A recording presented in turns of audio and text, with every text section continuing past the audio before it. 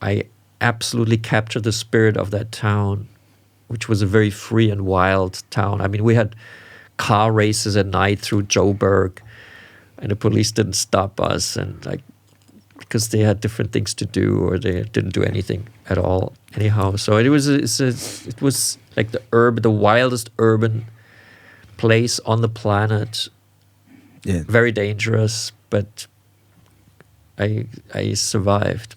And I had just eaten a hash cookie because I was so bored, which I had brought from Berlin. I have a friend, she's very good at baking hash cookies. So I had smuggled them into the West Bank. And it was very strong. And suddenly my phone was ringing. And it was this woman, and she said, yeah, we have a meeting with the president in like 45 minutes. I have a friend called Alex, and he's a DJ in Berlin, and he told me that his friend found old Pervitin, which is methamphetamine tablets from the 40s in an old like piece of furniture in Berlin, and they took it and it was still strong. So that was kind of a weird story. How potent was actually? Well, today we call it crystal meth. Okay. But it's the same, you know. Yeah. Like the attack on France was a perfect military campaign, and methamphetamine was like the oil in the engine. Without that oil, the engine would have not worked. Zdravo svima, dobrodošli u još jednu epizodu Agelast podcasta. Kao i svaki put, pre svega hvala puno svima vama koji ste zapratili našu YouTube stranicu. Ukoliko to još uvek niste uradili, kliknite za dugmence subscribe i hvala vam puno što pomažete našem kanalu da raste i stigne do što većeg broja ljudi. Također, hvala puno svima vama koji nas podržavate mesečnim donacijama na sajtu koji zove Patreon. Kao što znate, Patreon je sajt koji podržava kreatore sadržaja i na taj način mesečnim donacijama obezbeđujete našu dugovečnost i našu nezavisnost. Ukoliko vam je to zanimljivo, kliknite na link u opisu ove ili bilo koje druge epizode i pogledajte sve. Hvala vam puno na tome. Ukoliko je možda lakše ili jednostavnije, možete nas podržati nekakvom jednokratnom donacijom preko PayPala ili možda nekim kriptovalutama. Sve zapravo imate tu, tako da kliknite u opis ove ili bilo koje druge epizode. Naravno, sve ovo apsolutno ne bi bilo moguće bez naših dragih partnera. Pre svega, hvala našim partnerima iz Volta koji su sa nama tradicionalno tu već punih 6 godina i koji naravno pored restoranskog biznisa nude i brojne druge usluge koje zaista mogu da vam olakšaju brojne obaveze u toku dana, posebno ukoliko nemate vremena. Idite na link Volta, napravite profil tamo ukoliko ga već nemate i iskoristite promo kod sa imenom našeg podcasta Agelast i ostvarite 4 puta 250 dinara popusta, dakle na prve 4 porudžbine. Uz promo kod Agelast 4 puta 250 dinara popusta uz prve 4 porudžbine. A sada želimo da pozdravimo i naše partnere u video podcastu koji su sa nama godinama tu na audio platformama kao prvi sponzori audio formata A1 Srbija. Osvrnut ćemo se na njihovu platformu koja nosi naziv Bolji online, koja okuplja zajednicu posvećenu tome da internet postane bezbedan i prostor podrške. Kroz praktična znanja o prednostima, ali i upozorenja na rizike digitalnog sveta, Bolji online nas oprema znanjem i veštinama za odgovorno korišćenje tehnologije. Kako bismo se osjećali sigurno, komunicirali bez prepreka i gradili prave veze, što je nešto što bi tehnologija i trebalo da radi. Sve edukativne materijale i detalje možete pronaći na sajtu boljionline.rs ili na linku u opisu ove ili bilo koje druge epizode. Naravno, hvala našim partnerima iz Mazde također. Sve što Mazda stvara dizajnirano je oko čoveka, tako da je svaki automobil napravljen za stvarne ljude u stvarnom svetu. Mazda svoje automobile stvara sa čovekom u središtu, umjesto da prisiljava ljude da se prilagode vozilu. Na taj način se stvara jedinstvena i besprekorna veza sa automobilom. Mazda koristi napredne tehnologije za proučavanje načina kretanja i reakcije ljudi tokom vožnje i povezuju inženjeri i dizajnere da bi u središtu bio čovek. Zato se tokom vožnje sve čini prirodno i bez stresa, a automobil se kreće s vama na prirodan način. Mazda je osvežila svoju kolekciju. Pogledajte šta sve novo imaju u ponudi, šta se sve desilo u 2026. godini na njihovom sajtu u opisu ove ili bilo koje druge epizode također. Hvala vam puno, naravno, što pratite ovaj deo. Sada, vreme da predstavimo našeg gosta za ovu nedelju, a ova nedelja je, mogu reći, zaista posebna, jer imamo jednu prilično ekskluzivnu stvar. U pitanju je pisac i novinar, čovjek koji se zove Norman Ohler. Tako će razgovor biti vođen na engleskom jeziku, ali ne brinite, imamo titlovan je celokupan razgovor. A Norman Ohler, za one koji znaju o kome se radi, nema šta da se dodaje, u pitanju je jedan od najprodavanijih svetskih pisaca, Njujork Times bestseller, sa nekoliko svojih posljednjih knjiga, dakle posebno posljednje 2 knjige koje nose naziv Blitzed i LSD for Mom, odnosno LSD za mamu, i kako je kod nas prevedena i sada objavljena njegova ta prva velika knjiga Odvaljeni. U pitanju je čovek koji je zapravo celom svetu razotkrio da se tokom Drugog svjetskog rata, tokom nacističke Nemačke zapravo koristili i zloupotrebljavale droge, to jest amfetamini, metamfetamini, kokain, kao i druge supstance, da je zapravo lični doktor Adolfa Hitlera davao Hitleru ogromne količine redovno različitih koktela supstanci, kao i da je nemačka vojska koristila te supstance u svojim blitzkrigovima, odakle između ostalog i naziv knjige Blitzed, koja je kod nas prevedena kao Odvaljeni.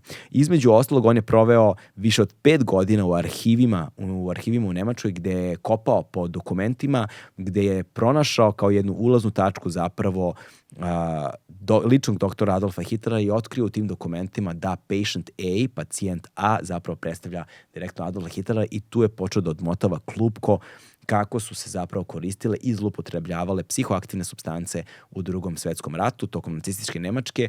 Njegova knjiga je odjeknula širom sveta i informacija o tome da su nacisti zapravo koristili supstance je sada opšte poznata stvar, opšte prihvaćena svuda, ali u vreme kada je on to radio, to nije bilo jasno. On je taj koji je probio ovu informaciju u mainstream. Tako da Norman Ohler je gost naše ovonedeljne epizode. Uživajte.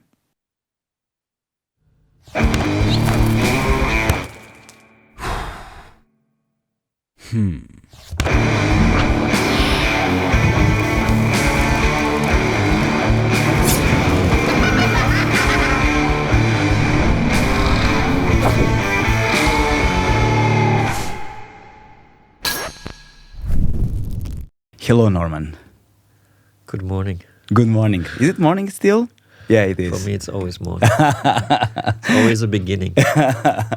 Well, that's a nice perspective in life to have. Right. It's a pleasure to have you. It's a real pleasure to have you. At the same time, I was thinking about this. At the same time, it's like an exclusive thing to have you, but also because we're gonna be speaking in English, you have been guest so many times. So for whoever is interested, they've probably seen your English speaking interviews. You think? Well, first of all, I'm sorry I don't speak Serbian. I'm coming here to Belgrade. I'm sorry not speaking German at the same time. No, I mean, we're here in Serbia, but it's just impossible, I guess, to speak every language. So we have to do it in English. I would prefer to speak in German, obviously. Because I can be more precise and more nuanced. Same here, yeah. And I have been on podcast before, so it's a challenge, obviously, not to repeat myself, because that's also boring for me. So let's try to speak about different things. Yeah. You know? Well, there are certain topics we cannot avoid, obviously, and you spent so many years of your life devoted to them. So we kind of have to dive into it, and they are interesting. But we could still find different things about even those topics. Exactly. So I would like to kick off conversation talking about you a bit more, because I've seen a bunch of your other interviews, and you kind of dive right into the Blitz and the LSD for Mom, how they translate it in English, tripped, right, quite quickly, and not everybody is focusing more on you. So I would like to start, you were born in the city called Two Bridges. Correct. Yeah, it's Zweibrücken. Yeah. So it's like a small city of 30,000-40,000 people. Is it still the same way it was when you were born there? Yeah, it's like a museum of a West German small town. When I lived there, it was just a West German small town. Yeah. But since it has not changed, even though the world around it changed, it's a bit peculiar to go there, actually. In which way? Because it just feels out of touch with reality somehow. But then again, what is reality? I do enjoy, in a way, going there and being like making like a trip down memory lane in a way. But I feel a bit sad for people who actually stayed there, like my parents. They never moved. I could never understand this. I don't know. You must ask me more precise about Zapadnu. It's too big of a cosmos. What too big of a cosmos? So what was it like growing up there in the early 70s? So how long you stayed there? At the first question. Yeah. When did you move?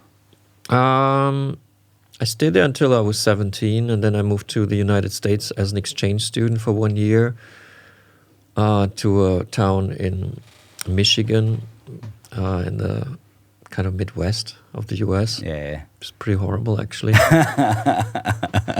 West Germany suddenly felt free compared to the United States in the late 80s under President Reagan.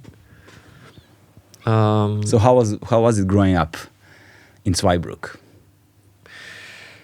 I always felt that there was something wrong, and I never understood it because I was too young. And only recently, by doing certain psychedelic deep dives into my own self and past, I realized that what I thought was wrong was the relationship between my parents, because they had a very weird relationship, which was never shown to us kids. To us kids, I have one sister. We were presented with a perfect marriage, and the two parents that obviously never had any relationships with anybody else was like a perfect marriage. And just recently I found out that it was completely different, and that was hidden from us. Okay.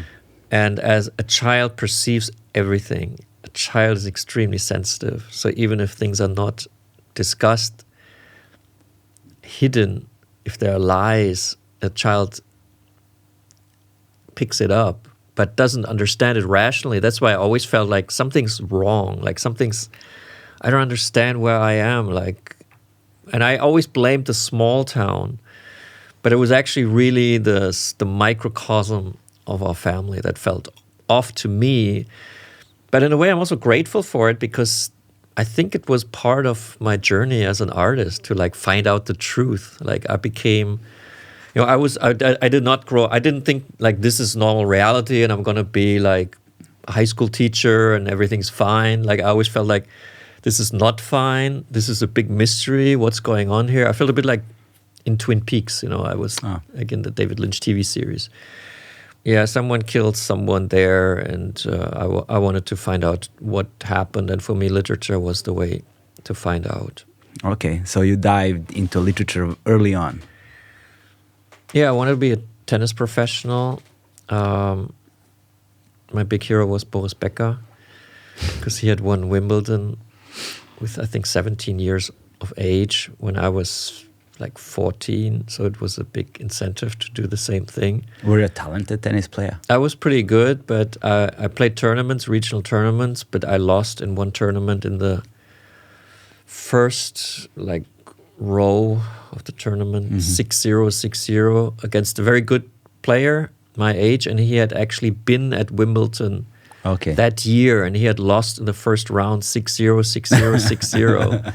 So I thought that it's absolutely impossible that I can make this leap, because I never would want to be among the top 100 players. I wanted to be among the top 10, because I'm very ambitious for some reason. Maybe because I always want to find out the truth, because maybe my parents were lying to us. I don't know. Yeah. But I was always very ambitious. But I realized I cannot reach this position. So I completely gave it up, even though I love tennis. I think it's the greatest sport on the planet. And I picked it up recently, so I'm playing again now. Okay. And I'm kind of playing the level I was at when I was 14 years old. So it's still okay, actually. I'm better than most people in my Berlin club. But I decided to become very good at something else, which was literature. That was the other thing that interested me, writing. And I don't know why that is. I just don't know. I started writing short stories when after I stopped playing tennis, I started writing short stories. When did you stop playing tennis then? 17. Yeah. Before moving to US or after moving to US? I still played in the US. I was number one of the high school team. That was the only thing that was kind of in my favor, because that was a very conservative place. So an outsider was not really accepted into the American mainstream high school community, even though I was a white boy, but still it wasn't enough, because I was from this strange place called Europe. But I was number one tennis player, so that was good. But I stopped playing tennis afterwards. When I came back to Germany, so I really focused on literature. So that was like late 80s when you went to US, right? It was like a Stranger Things kind of scenario, if you know that TV series. Yeah, of course. Of course I do. So why was it so strange? And what were you, like, fourth grade of the high school? Yeah, I was in the senior class. It's called the last year. I graduated actually in the US. I have a US high school diploma. Yeah, we have the same thing here. Yeah. You just go to US to finish high school there, the last year. What was as an exchange student. So you said it was like Stranger Things. So I said, in which way? So what was it like, you traveling to US? Well, I grew up in Zweibrücken, which was not just a small West German town. It was also a huge US base. It was the logistical headquarters of the United States Armed Forces in Western Europe. That was like, I had a name like that. It was completely like separated from the town on the hill, but in the town basically. Of course. And so I had a lot of American kind of vibes as I grew up. And obviously in West Germany, we were fed, American media. That was still, the time when a lot of, well, even now, obviously a lot of American TV and films reach us and influence us. So then actually going to America was a bit like being in a fictional space, because I was so familiar with it and suddenly I was in it. I just found it interesting. Why was it strange? Yeah, moving to the 80s in Michigan. What do you expect? I spoke to my grandfather when I was 14 and he told me about the Nazis. So I had become very much of an anti-fascist. So when I was a teenager, I was very left and anti-American. So going to America, they were quite surprised to have like a little communist among their ranks all of a sudden, who was like criticizing everything and was like against the capitalist pig system. And it did feel strange, the racism that I encountered on a daily basis against the black community of Flint, Michigan, where I stayed. It was about 50% blacks, 50% whites. And the white people were calling the shots. They were living on suburban areas while downtown was completely destroyed, and wars, gang wars and crack cocaine. And it was like the heyday of Reagan America. Oh, yeah. Completely racist, separated, very backwards. Like, to me, coming from West Germany, which was is also a backwards place, but going to the US was like really stepping into a very strange world. I always told them that it reminds me of East Germany, communist East Germany. I mean, I was a communist not in the sense that I appreciated the Eastern Bloc. I was more like anti-capitalist, let's put it that way. Yeah. I was anti-capitalist, but also anti-control, and obviously that's why I was always against, for example, East Germany, because it was a control freak society. But also the United States in the 80s was a control freak society. So I always compared it to communist East Germany, socialist East Germany, which the Americans obviously never understood. So yeah, it was also interesting to see, America. So when did you start writing short stories? What was the circumstances? They offered me in the United States as an exchange student a column in the local newspaper called Norman's Notes. Okay. I had a little photo of me, and every week I would write basically it feels like socialist East Germany, and you can't go to a restaurant, just sit wherever you want. They tell you where to sit, and I find this completely weird. Or this obsession with the national anthem and the flag. I was writing about these topics. So that was the first time I was actually writing. And I thought it was interesting. But then when I came back to Germany, I actually started writing like short stories, which is different than news reporting, which is Norman's notes. So what was the feedback from those Normans? Oh, people liked it because they thought I was cute, So and they weren't offended. So what did you do after you graduated in Flint, Michigan? I came back to West Germany, to my hometown, and graduated there. So I had another... Okay, 2 graduations. Yeah. Because the American graduation doesn't really count. You cannot use that in a German university. Oh, okay. I didn't know that. It's too easy. The level is much lower than in West Germany. At least how it was in West Germany. Okay. I think the level is lower now than it used to be in the 80s. Mm-hmm. The level was still quite high. It was really challenging in West German high school. And I really appreciate that. Like my teachers were really teaching us philosophy, literature. That was great. I did not experience that in the US. It has a much lower level of education. So you entered university in Germany or in the States? Well, there's a thing in Germany called the Hamburg School of Journalism, which is a very prestigious school of journalism, but it's not a university. It's like a private journalism school. And I entered that. First, after graduation, I had to do a service for my country, which I absolutely hated. But we still had a draft because it was still the Cold War, actually. This was 1990. The wall had already come down, but we still had the draft. But I refused to serve with weapons. I had to go to a committee and explain why I would not pick up a weapon if the Soviet Union would attack us. Okay. Which they did not. They were quite strict. There were 3 men in uniforms with a German flag behind them. So they would ask questions like, what if a Soviet soldier tries to rape your girlfriend? Wouldn't you protect her? And stuff like mean questions, really. But I managed to get through, and then they accepted me as someone who actually was not capable of picking up a weapon. And I had to do social service. I was serving in a school for mentally retarded children, where I actually started smoking weed because it was so horrible to work there, just to numb myself. Really? Because the job was very difficult, and I had no training for it. For 1.5 years, I did that. And after that, I went to Hamburg School of Journalism instead of going to university. I wanted to go to university later because that Hamburg School of Journalism was just 1.5 years. And they claim it's the most prestigious journalism school in Central Europe, whatever that means. Maybe there's a better one in Belgrade, I don't know. But I guess Belgrade will also be Central Europe. Well, we're officially Eastern Europe. But but Belgrade is very interesting because, Belgrade, the city of Belgrade, lays on cross-section of 2 rivers, Sava and Danube River.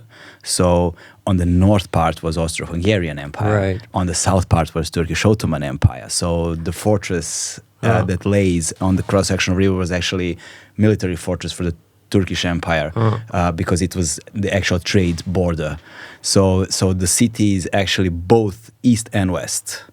So it's like lays. So you have better burek on the one side than the other? Not really. Burek is good everywhere. Okay. But for example, you have when you open the menu, you have tufahiye, the apple kind dessert from Turkish delight, right? And then you have Vienna schnitzel also in the same menu. Yes, so we have East and West. We have Cyrillic and Latin letters, both equally the same, and so it's kind of mix of both cultures. But politically, it gets divided over time. It depends.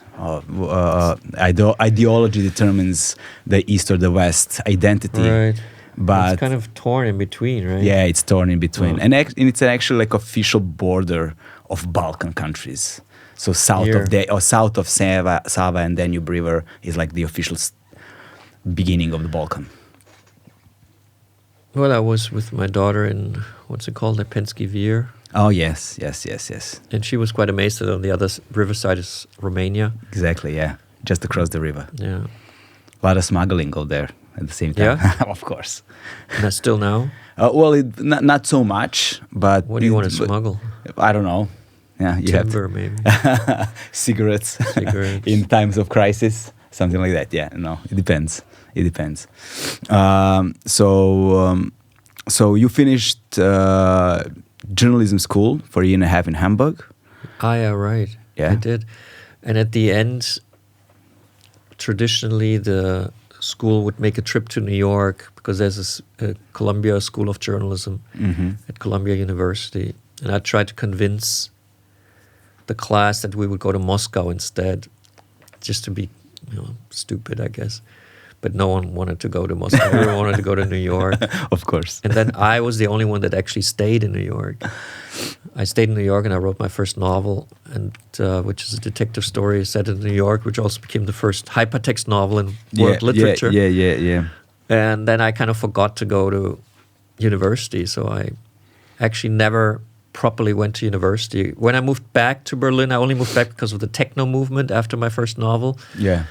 Because that was the 90s when the techno movement was very interesting. Yeah, we're going to reach to that point. I'm more interested in for you to paint me the picture of living in New York at the time. So you were like 20 years old or something like that. Yeah, 21. 21, it's quite young, living in New York in the early 90s. It's quite something, I'll guess, So what was it like? It was kind of weird because it was cheaper to live there than in Germany. It's like before gentrification, right? Before gentrification, the German mark was very Deutsche strong. Mark, yeah.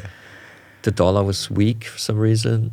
America was in bad shape, which was great for New York because the rents were really cheap and it was full of artists. How much you paid for the rent? I stayed, first I paid like $290, which was like 200 marks, which is like 100 euros in downtown Manhattan in the East Village. And then I had my own apartment, which was 150, so it was really cheap. And there were, I guess it was a bit of a challenge, but for me it was just like paradise. I mean, there were homeless people, dealers. It was a bit dangerous, but I was young. I had nothing to lose. I didn't have any money anyhow. So what can they rob? But a lot of people that lived there were artists, which was quite interesting to me because I had learned how to use the German language in journalism school, like all the rules, how to write like an essay and I wanted to break all these rules, which you can do in literature. So that was, for 2 years, I did nothing else than kind of brainstorm what is literature and how would I write my first novel, and I actually wrote it. Yeah, so that was like one of the highlights of my life was these 2 years in the East Village in Manhattan before gentrification in the early 90s. That was really beautiful. Yeah, very inspiring. So basically that's like the baseline of the quote machine, right? Yeah, so quote machine was actually your experiment with the language itself, right, and with the narrative itself. Yeah. So I would like to dive in a little bit into what do you mean under pretense of hypertext? What would hypertext be, and how did you, how did you shape it in a way you did? Well, I was interested in literature because I thought it can free the mind. If you read a good book, it somehow has a neuroplastic effect on your brain. That was my theory. So I thought I could actually change people if I write a certain style. And the usual way that books are constructed is that you have to follow the author from the first to the last page, which creates a sort of hierarchy, like the author tells you what the chronology of a story is. I wanted to break that to even create a freer text form that even makes the brain more free, when you consume it. And the only way to do that was to move literature from the medium of the book, where you can't really change around the order. It just starts with page 1, and it ends with the last page. But the internet was invented back then. I mean, it was invented a bit before, but it became usable for a normal person in like 92, 93. So I programmed a clickable map of Manhattan with the first laptop that Apple brought out, which was basically the same as it is now. It was just a little bit simpler, and it had only a black and white screen. But I created a clickable map. So it was a map of Manhattan. It's a detective story set in Manhattan, and it has like chapter symbols everywhere where certain chapters are set, and so the reader sees this on his or her screen and intuitively clicks on a certain chapter and then enters the novel at this point, and then has to kind of figure out, like, make his or her way through the whole book and try to figure out who killed not Laura Palmer, but the guy that dies in Die Quotenmaschine. So you become kind of the detective that has to solve the case. So it's an interactive narrative in a way. Yeah, and also the readers could contribute to the book by writing themselves, like, because becoming the detective, they could, leave their conclusions, and then other people could see that. So I wanted to remove the text from God, the author. I wanted to create a text that has a life of its own. So that's like the hypertext experiment of Die Quotenmaschine, which is a literary experiment that I found interesting in 1993. What was the reception of it? Not many people were online at the time, so it was not a mass phenomenon that like everyone stayed at home and was like on the. Do you still have the original text? I do, yeah, and it was hosted by the German Literary Archive after some. Like at one point in time, German media started reporting about it, and then the German Literary Archive kind of hosts this old original version now. So because it's the first hypertext novel ever written. Not that means anything, because hypertext novel is not like a huge genre now, but it was an interesting experiment. I'm like an experimental writer, basically. I consider myself basically an artist that's just using, because that's the only form that I can actually do. I'm very bad at photography or painting. I think I could be good at filmmaking, but I am good at literature, so that's my form, but it's more of an artistic approach. Yeah. So being, early 20s, New York pre-gentrification, aspiring artist, writing your first experimental novel. So did you experiment with some other stuff as well at the time? You mean drugs? Yeah. Well, everyone who is in his or her early 20s experiments with drugs, I think. Or most people, a lot of people. Yeah, I would say a lot of people. Yeah, a lot of people. And so did I, but it wasn't connected to my writing at first. It was just because people just did it, and it was kind of interesting to do it. And then I had a girlfriend. She gave me LSD. I had no idea what that was. Okay, when was that, and where was that? That was in downtown Manhattan on a Saturday night, Wow. like 1993 or 1994. And it was very strong too. It was the strongest trip I've ever taken. How strong? Do you know? No, I have no idea, but it was very, very strong. After like half an hour, I went to my usual bar, and I saw an old friend of mine, Dora Espinosa, an artist from Peru, who was a small woman, but she was like this small. Oh no! And she was like down there, and I spoke to her, and I asked her if anything is unusual, because she seems quite small today. And she was like, it was really absurd. Like, I don't know what happened, and I spoke to some experts afterwards, and the only thing that they say is that the first LSD trip actually can be much stronger, because your brain like experiences this hyperplasticity for the first time. So it's like something that you do for the first time might be more intense than if you do it the second or third time. Yeah, so, I would say like not having a reference point. Yeah, exactly. For a new experience. Because I didn't know if it would end, for example. Yeah. I thought it would go crazy. So that creates like induced paranoia, fear. It was a horror trip, actually. Wow, no. But I like it. Like in hindsight, or you liked it at the time? No, I didn't like it at the time. Yeah, it was pretty bad. But it was also very interesting because hallucinations were so original and so strong. And I really saw this like classic, like a New York City bus turning the corner in front of my eyes and then turning into electricity. And I mean, it was abstract. I've never had anything like this afterwards. It was like the picture book LSD trip. Like, I was freaking out. I was really seeing things that did not exist, which is quite unusual. But it also taught me that what I perceive around me is actually what I construct, you know? Exactly, yeah. So I just take a drug, I construct something else, and I see a different reality. So what is actually reality? Every reality is in a way subject reality. Yeah, and I didn't know that actually. Yeah. I thought before that reality is reality, coming from a small town, and suddenly I realized, this is not. And then maybe also the small town was different. Maybe I was just, we're all conditioned, and conditioning became my big enemy. I tried to decondition the mind through literature from that moment onwards. Okay, so that was like your big take from that trip. Yeah, I learned a lot in that trip. And Albert Hofmann, the discoverer of LSD, he once said the horror trips are the best trips.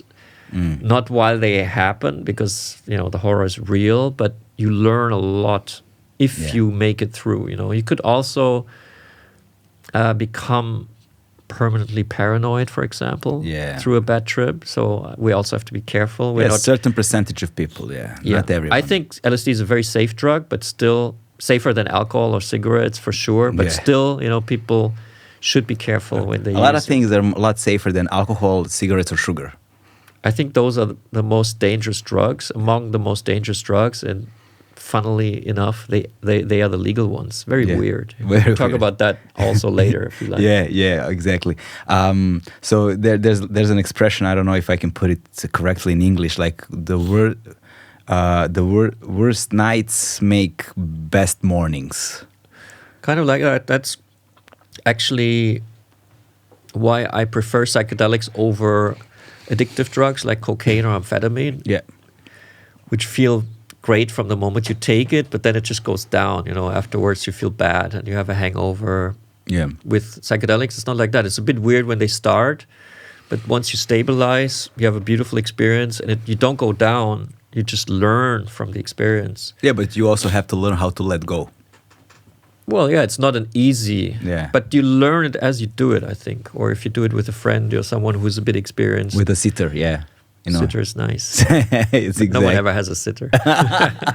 Not no one ever. It depends on certain settings, right? Yeah, over time you learn how to manage those things, and you organize environments which is safe, and to have someone, to sit you through it if needed, especially when we talk about dealing with traumas and stuff like that. No, it's important to have that, especially if you have a troubled past, or you think that maybe there's something that comes up that will be difficult to handle. It's good to have a therapist or just a good friend. Yeah, exactly. At your side. Yeah, who's experienced, preferably. That helps. Yeah. So your experimentation, writing your first book, living in New York at the time, it kind of forms you in a way, So you started trying to decode you, so decondition yourself, so this becomes like a huge topic of yours. But also all of those things all of those things kind of go hand in hand with being part of the subcultures, underground scenes, emerging cultures. And after the Berlin Wall, electronic music became quite big, so everyone who was born and raised in this part of Europe, who's had any inclination whatsoever toward alternative music, Berlin is considered like the pilgrimage. You haven't been really into an electronic music scene unless you've experienced Berlin a certain way, so certain clubs in Berlin. So what was it for you at the time? After the Berlin Wall and the development of Berlin and Germany itself, and underground and subcultures and music culture at the time, and how important this was to you? Well, right when the wall came down, I was at the journalism school then, and I was in Berlin for some time to work for a yellow press paper before we all went to New York. And one morning I went. I took a subway somewhere, and I saw that in a subway station there was a conglomeration of people. This was like 1990 or 91, and they were having what I now know is a rave or like an illegal party, but I just did not understand what I was seeing. I thought it was really weird. I was a bit scared of it, and I did not go closer. And then I was in New York. I never thought about this again. And I was a big fan of Nirvana and other kind of grunge music, Sonic Youth, bands like that. And I was in the health food store, which was the first one in Manhattan, when they made an announcement that Kurt Cobain had shot himself. Wow. And I had just seen Nirvana live like a few months before in New York. It was like one of the last concerts. And when he shot himself, I went home and I told this to my girlfriend. And she had emptied the mailbox. And a friend of mine from journalism school, actually, he had sent me a music cassette with FX Twin, electronic music. So that was the first time I listened to electronic music. And I had just realized that, grunge or like this, like, basically like old school way of presenting music is dead. Kurt Cobain has killed himself, so it's over. And we actually decided, because of that kind of because of that music, that there was a paradigm shift. We decided to move back to Berlin, and immediately went to the clubs, which was 3 clubs, which was E-Werk, in a big former electricity factory, Tresor, the famous club, right across the street on Potsdamer Platz, and Kit Kat Club. Of course. And then I realized what I had seen years before. These were people high on ecstasy dancing. And I did this for about 2 years. So I did it quite thoroughly. Like 2 years every weekend, we took ecstasy and went dancing. And I thought it was great, but I mean, it was amazing, actually. I was in my mid-20s, and there was a cultural scene that was so intense and so beautiful. And it kind of formed my second novel, Mitte, which is a novel about Berlin during that time. For me, I enjoy my life best when it also feeds into my literature. That was in New York with Die Quotenmaschine, and that was now in Berlin. I had heard that for your second book, you need a ghostwriter, because with the first book, you're still good. But then with the second book, your ideas already run out, so you need a ghostwriter. And I moved into an old apartment in Mitte in Berlin, which actually had a ghost. Someone died in that apartment, which I didn't know. That was like typical Berlin of the mid-90s. Was it named Igor? Yeah, Igor. Well, in real life, it was Ingo. I changed him in the book to Igor. Which makes him sound a bit more dangerous, at least from a German perspective.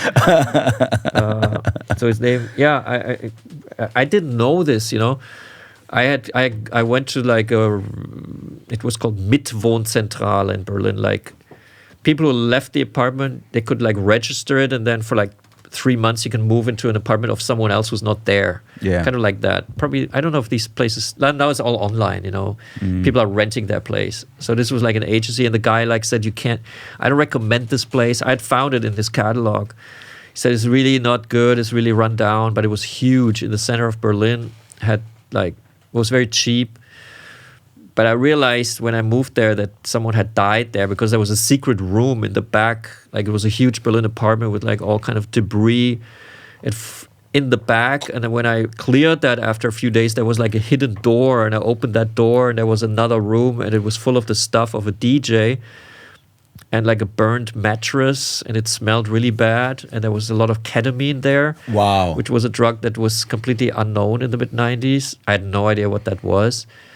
And then I researched this, and this became the novel Mitte. Who was this guy? Why did he die? He actually died on ketamine, because while he was on ketamine, he injected it for 1 hour. He like left his body basically, and then his joint created a fire. So he physically died while he was out of his body. So when he came back, the body was gone, and he started haunting the apartment. And when I moved in, he kind of tried to get into my body. He thought like my body is his body. I mean, that's the story of the novel. Yeah. But it's actually the story that I experienced. Yeah. This is the first time I actually lived with a ghost. So he became my ghostwriter for this kind of gothic novel.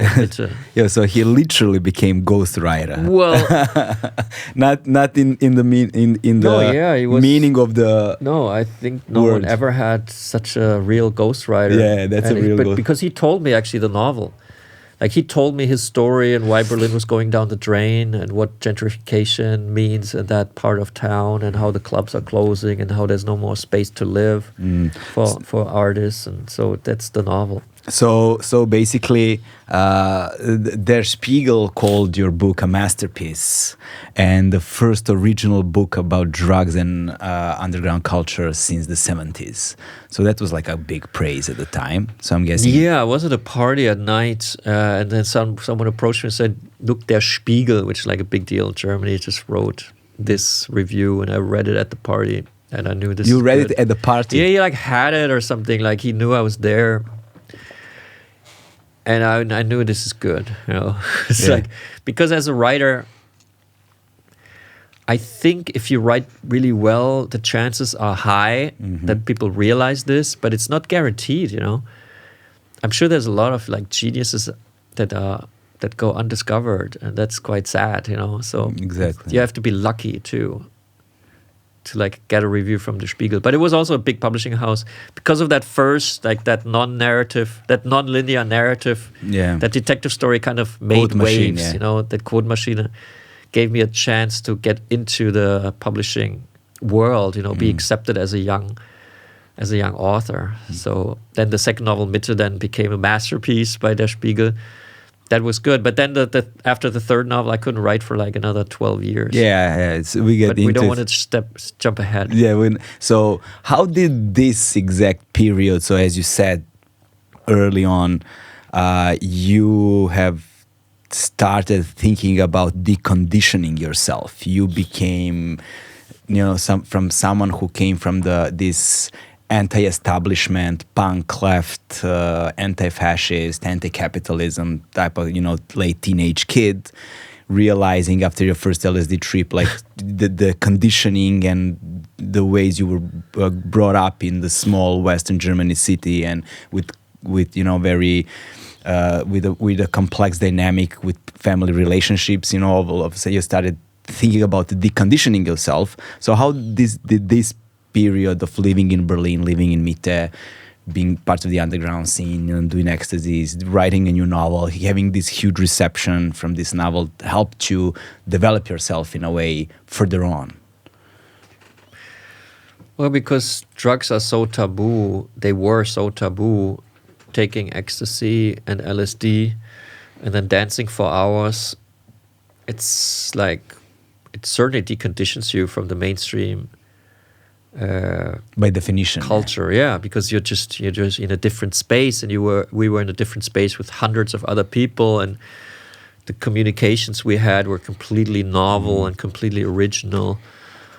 So the techno scene really was an evolution of culture. Like I really thought this is like very important for cultural development of the West, because obviously the West was seen by me as a completely unfree and propagandistic system, and I thought that the drugs can actually help us to really, not really, just to understand ourselves, because that's the interesting thing. If you take psychedelics,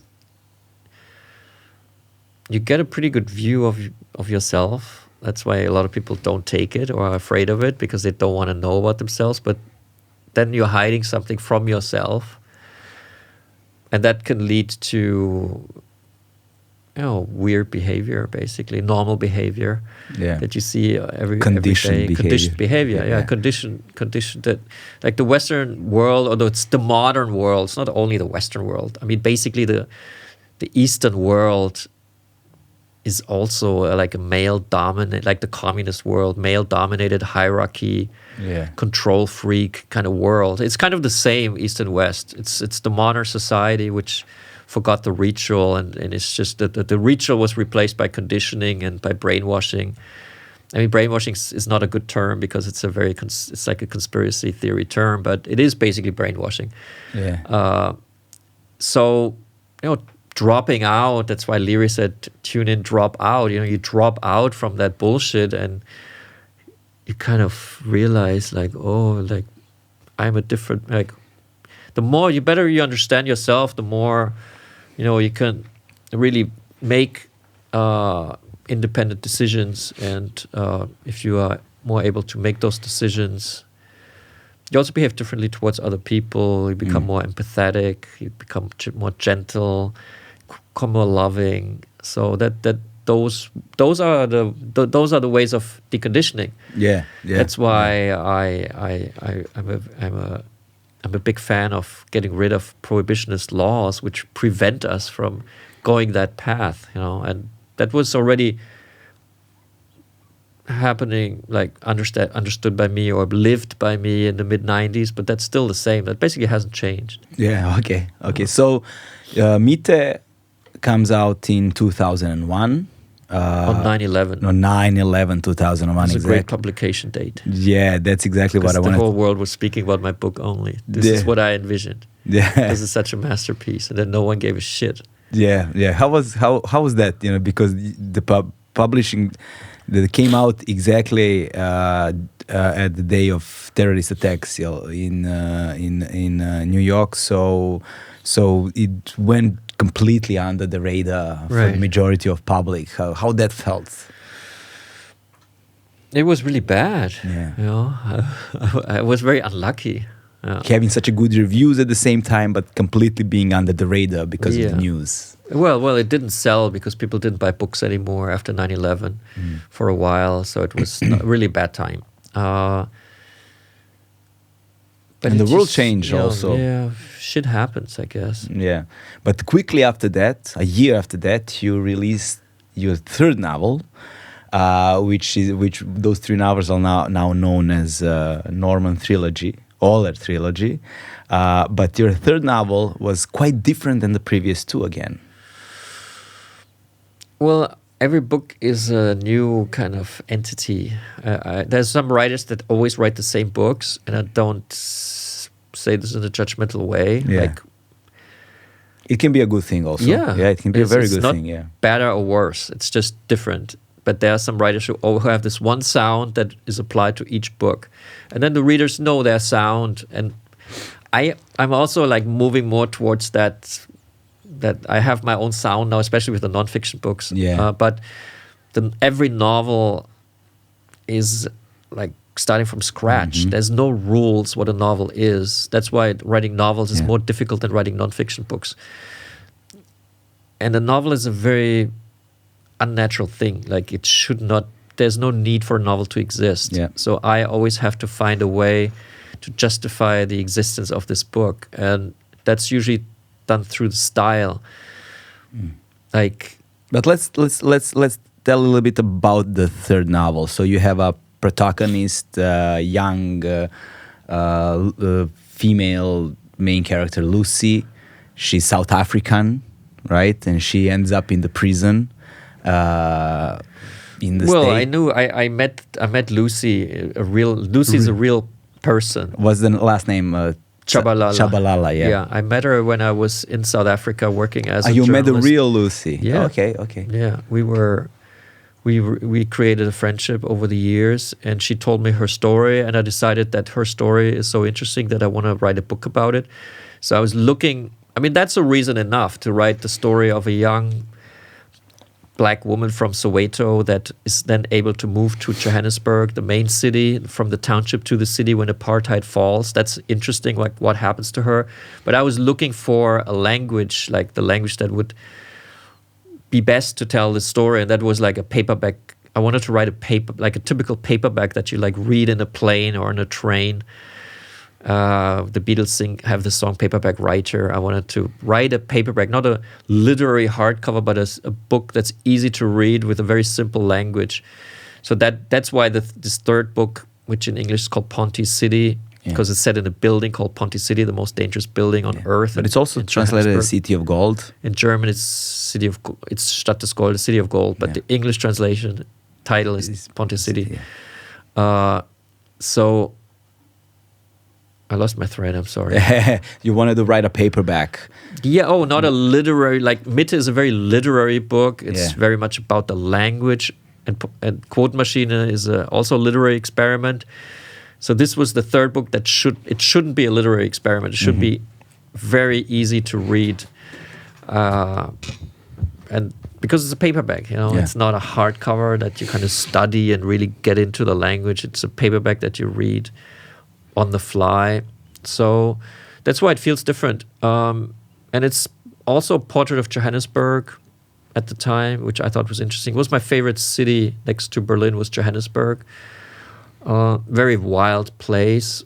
When did you live there? Why did you went there? I always went there in the winter because Berlin is really shit in the winter. So I went to Johannesburg. I had lots of friends there, South Africans. So I stayed always like 2-3 months in the 90s in Johannesburg. And I wanted to write a book about every place that I visited. It's a very peculiar time to be in Johannesburg in the 90s. Yeah, it was good because apartheid had just fallen. When I first went there, Willem de Klerk was still the president, even though Mandela had already been released. And then while I was there, Mandela became the president. They had the elections. I was really touching. I was actually what they call the card-carrying member, which is a member of the ANC, which has like a membership card and pays the membership. So I'm not a member of the ANC anymore, but I was a member of the Nelson Mandela's ANC, African National Congress, which became the ruling party of South Africa, and I guess now is a corrupt party like any other party that takes power. Yeah. But they had a good start. They were really in the resistance. They were fighting the racism. They won. So it's a beautiful story. But South Africa is a beautiful place. I really enjoy it. And the challenges that this society faces are huge. And the people are amazing. I love the people. I really feel like I'm African in a way. It sounds ridiculous. Yeah, but whenever I'm in Africa, I feel like this is my home, which might have to do with our heritage. We all come from Africa. So I actually feel that. We could talk about that later also. Yeah, also. Yeah. We just, coincidentally, we just recently came from South Africa. We just came from Cape Town, though. A couple of days. But that is the racist place in South Africa. Johannesburg is the real deal. Yeah. But it's much uglier, and Cape Town is very beautiful, but it is a racist place. But I hope you had still a good experience. Yeah, so I wanted to ask you, how did you end up actually in Johannesburg in the 90s, and how and this experience now you can put it in juxtaposition with your experience from the States, going there in the late 80s, early 90s. So how those experiences in South Africa at the time influenced you, especially comparing to your first experiences with racism and everything that happened in Flint, Michigan at the time? Well, America is a very segregated place. I had no contact with African Americans, like none, even though they were everywhere. Like our class was half African American, but people never mixed. I think it's a little better now, but it was really segregated then. There was no like black and white couples. It's unspeakable. And in South Africa, it was very different. I mean, the whites are in the minority, which is good for white people to be in minority because then they don't get, too much. So like Joburg has about 10% of white people and 90% black people. And so the white people have to mix, they cannot, they do, they have to they have to make it, even in a black African society. So it's a very interesting place. I thought it was far ahead of what I experienced in the U.S. I thought South Africa is an amazing place. They call themselves the Rainbow Nation. Nelson Mandela was an amazing guy, being president. So it was a country full of hope, and that's why I kind of fell in love with the whole place, and I spent a lot of time there. It was just too violent in the end for me to stay there, and actually violence killed them, I think. Yeah. They never were able to create some kind of security for just being there. So it was really dangerous to go to a restaurant, it shouldn't be like that. I mean, I'm all against gentrification, but I think Joburg could have used a little bit gentrification or a little bit of efficient policing. Yeah. I think there should be a balance, and they did not really manage that. And that's also Mandela's fault, I think. I think they underestimated. The task was just very big. I mean, from apartheid South Africa to post-apartheid South Africa, it's a huge challenge. And I mean, they're still doing it, but it's just they're struggling with it. And many people, especially white people, are leaving South Africa now, which is very sad. Like they go to Berlin now and become like gym coaches. Well, in South Africa and Joburg, they were like artists or whatever. So, but I still love South Africa. And if you're interested in that time, I recommend reading that book, Ponte City. Even Joburg has told me that I absolutely captured the spirit of that town, which was a very free and wild town. I mean, we had car races at night through Joburg, and the police didn't stop us, and because they had different things to do, or they didn't do anything at all anyhow. So it was like the wildest urban place on the planet. Yeah. Very dangerous, but I survived. But it was great. It was very creative for me. It was. I'm a high risk taker, so living there was like living on the edge was great for me. So in all of this work so far, we can see a couple of elements that create this amalgam of Norman Ohler, right? Yeah. So you see like the journalist part, you see this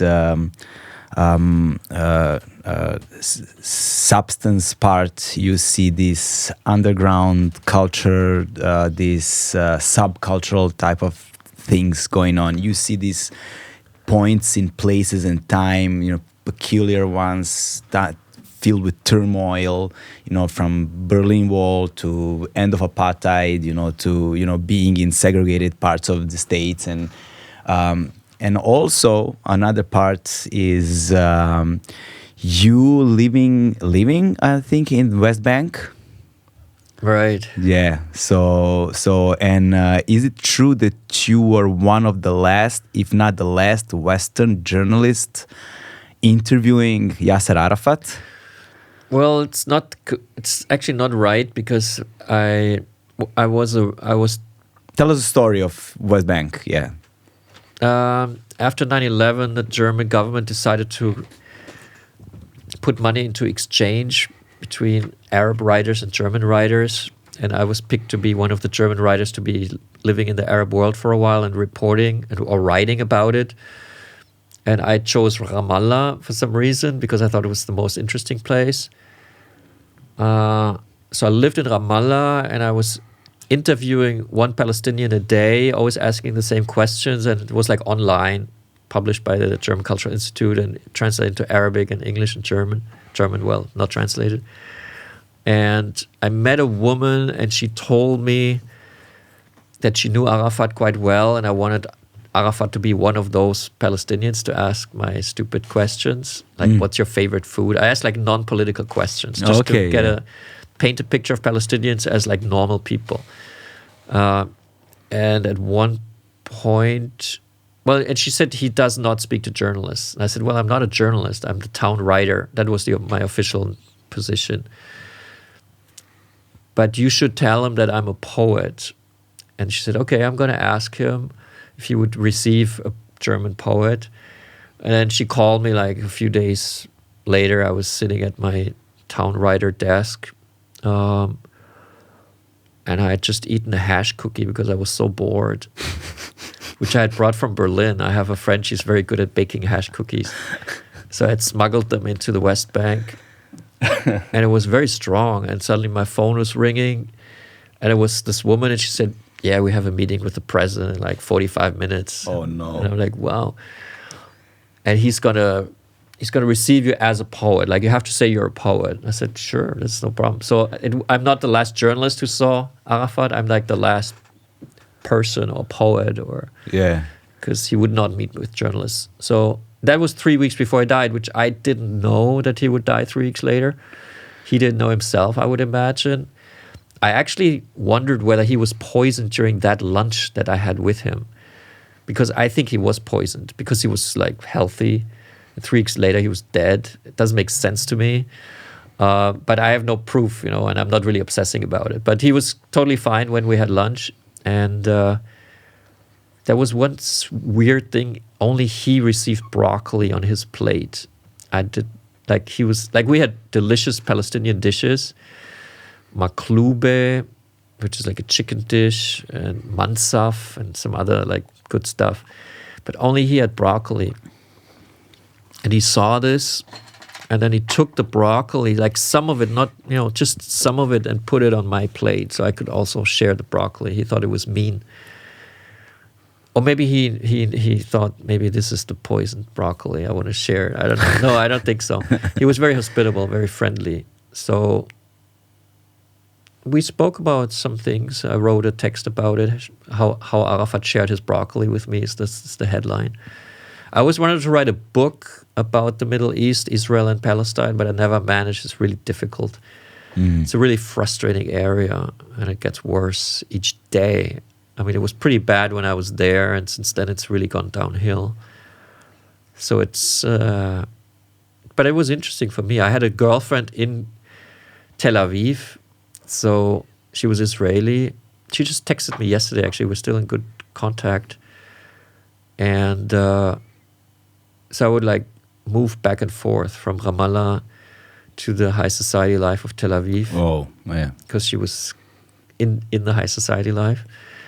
But I was one of the few people who could do that with a German passport, because Israelis were not allowed to go into the West Bank, except if they were soldiers killing people. And Palestinians were not allowed to go into Israel, which is still the case. So Palestinians have no idea about life in Israel, and Israelis have no idea about life in Palestine, basically, even though they live so close together. It's a really small place. But I could move back and forth, which was really interesting. It could be an interesting book, but I have not been able to write it. And I kind of don't feel like writing it right now because it's too sad what's going on there. Yeah. So after that, you took a long pause. Well, I came back from Israel and Palestine, and I failed writing that book. And how long did you try? I don't remember, because I started taking lots of party drugs then. Okay. Yeah. The techno scene was for me already dead in the years between 2000 after 9/11. Okay. It was over. But it was still going on for another it's still going on now, people still think it's happening. The Berghain is the most famous club in the world, but for me it was not interesting anymore. But the drugs were still interesting. So I took lots of drugs, party drugs, and I realized that's why I couldn't finish a book for 13 years. I didn't publish a book. Yeah, my father was already telling me I should give up writing, and it's not really worth it. But I realized later that I was actually doing research the whole time. Okay. Yeah. Now we're going into the blitzed. Yeah. Yeah. So, does it mean you've done research, or what I'm really interested in is, so this book, in Serbian translation, it's called Odvaljeni, Droge u Trećem rajhu. It means, wasted drugs in Third Reich. Yes. Yeah. This Odvaljeni means wasted. Basically wasted. It was a bit of a wasted time, actually. Could have done much better with those 12 years. Yeah, but the original is called Blitzed. No, the original is German. It's called Der totale Rausch, total intoxication. Total intoxication. Which was a question that Goebbels, the propaganda minister, he asked the people at one point, "Do you want total war?" The people said, "Yeah, we want total war." So it's a play with that. But its English translation, it's Blitzed. Yeah, Blitzed. The most famous title is Blitzed. The most famous title, yeah. So, and then we'll talk about the title of the second book. But first, this one. So when this book came out, originally, it created shockwaves throughout the world. Right. It was literally world bestseller. And it gave such an unique and an original and different perspective of a thing that we thought we knew everything about. So, Second World War and Nazi Germany is probably one of the most researched things. ever in the history of human civilization. So coming up with something new to say on that topic is challenging enough. Right. You know, and being so far out, you know, from any expectation is something, you know, to be pretty proud of, I would say. But also, I don't think that no one is really emphasizing enough how big of an impact that was, and nobody really asked you how that changed your life.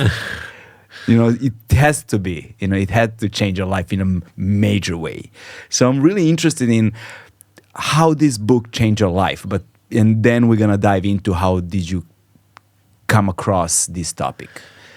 I mean, when it came out, I don't think every writer is kind of a megalomaniac, but like a lot of writers, because it's such a weird thing to like sit there for years and write a book. You always, like a lot of people, including me, would envision that it becomes like huge and you become like a famous writer. So I thought this would happen to me with the first book, Die Quotenmaschine, but it was such a weird book to read, like with the hypertext, so only like 2,000 people consumed it.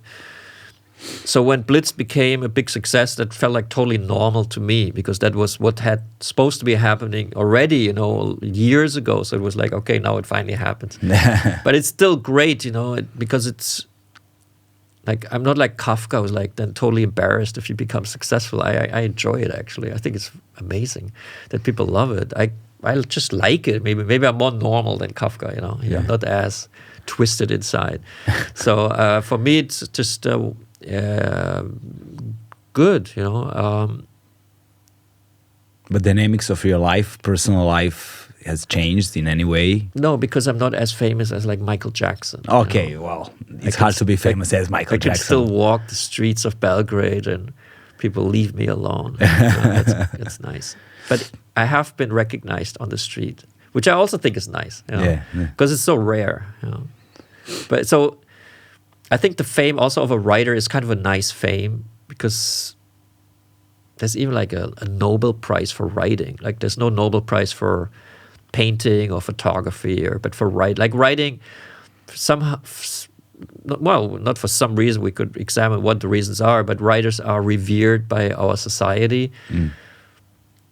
I think that's kind of cool. I think it's good that we respect writers and not like, I don't know, people who make weapons or something. Yeah. So let's kind of dive into the topic itself. So how did you discover, how did this topic came to you? How did you find it? Because prior to this book, I knew nothing about, you know, methamphetamines in the army, or, you know, Oikodal or whatever, the opioids in that Hitler used, you know, and so on and so forth. So this came as like a shock at the same time, but also at the same time realization, like, yeah, it makes sense, you know. It seems like it was right in front of you the entire time, you're just not realizing. But how known this topic was prior to you writing about it? Well, I have a friend called Alex, and he's a DJ in Berlin, and he told me in 2010 I should write about Nazis and drugs, which I thought would be a short book, because Nazis never used drugs. That's what I had learned in school. Like they were like the disciplined law and order kind of guys. But this is what everybody thought at the time. So I thought that's the same. But he told me that his friend found old Pervitin, which is methamphetamine tablets from the 40s, in an old like piece of furniture in Berlin, and they took it and it was still strong. So that was kind of a weird story.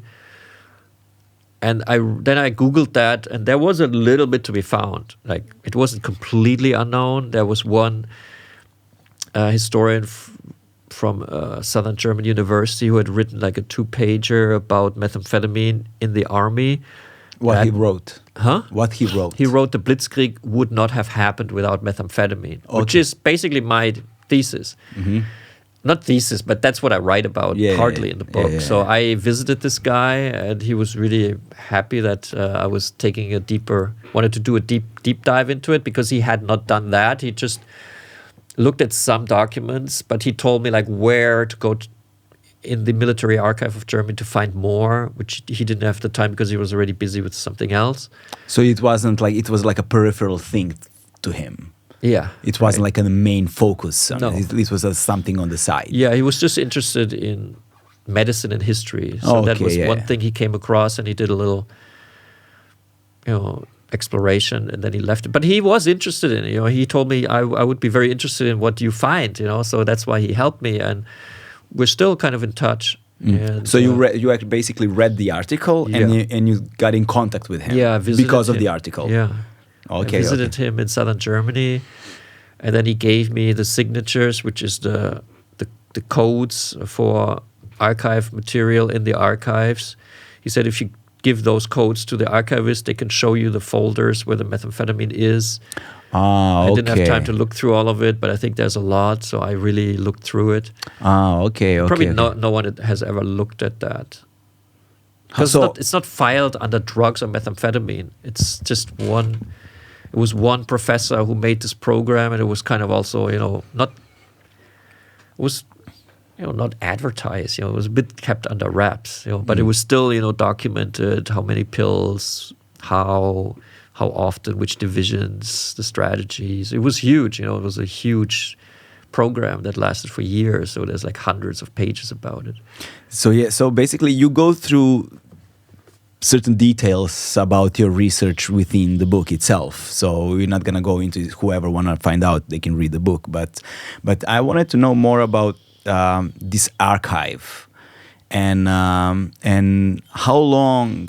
how much time you've spent in the actual archive. What have you found in those archives? And is everything you found put in the book, or there's something that you left out?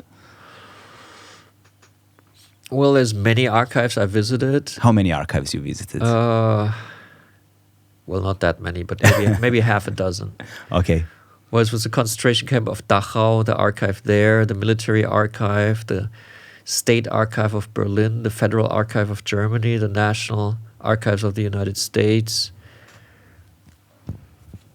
and probably some others that I forgot now. But those were the main archives.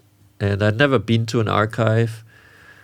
Another girlfriend at the time told me I should go to the archives, so that was really very helpful, because I didn't really think about going to the archives. No one thinks about going to the archives. It's like, I didn't even know you can go to the archives. But in Germany, everyone could go to the archives, which is different. I had a reading in Brazil, and after the reading, a woman said, well, we could never even find out which crimes were committed by Brazilian generals during the military dictatorship, because it's just, this material is not made public in the archives. It's like some archive that you cannot access. So I think it's important for a democratic or a free society to have free access to the records. And Germany is pretty good at that. It's horrible at other things, but the archives are pretty accessible. Anyone can go. So I went and I found a lot of things that I thought were fascinating. I immediately caught on to the strange world of the archive. In which way? And how did you caught on? How does it actually physically look like when you go to the archive? How does the archive looks like?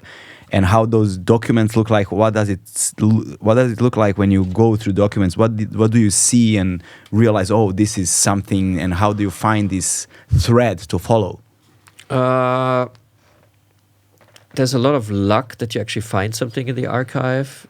You have to make a relationship with the archivist, because the archivist needs to understand what you're looking for, and the archivist then tries to figure out where that might be.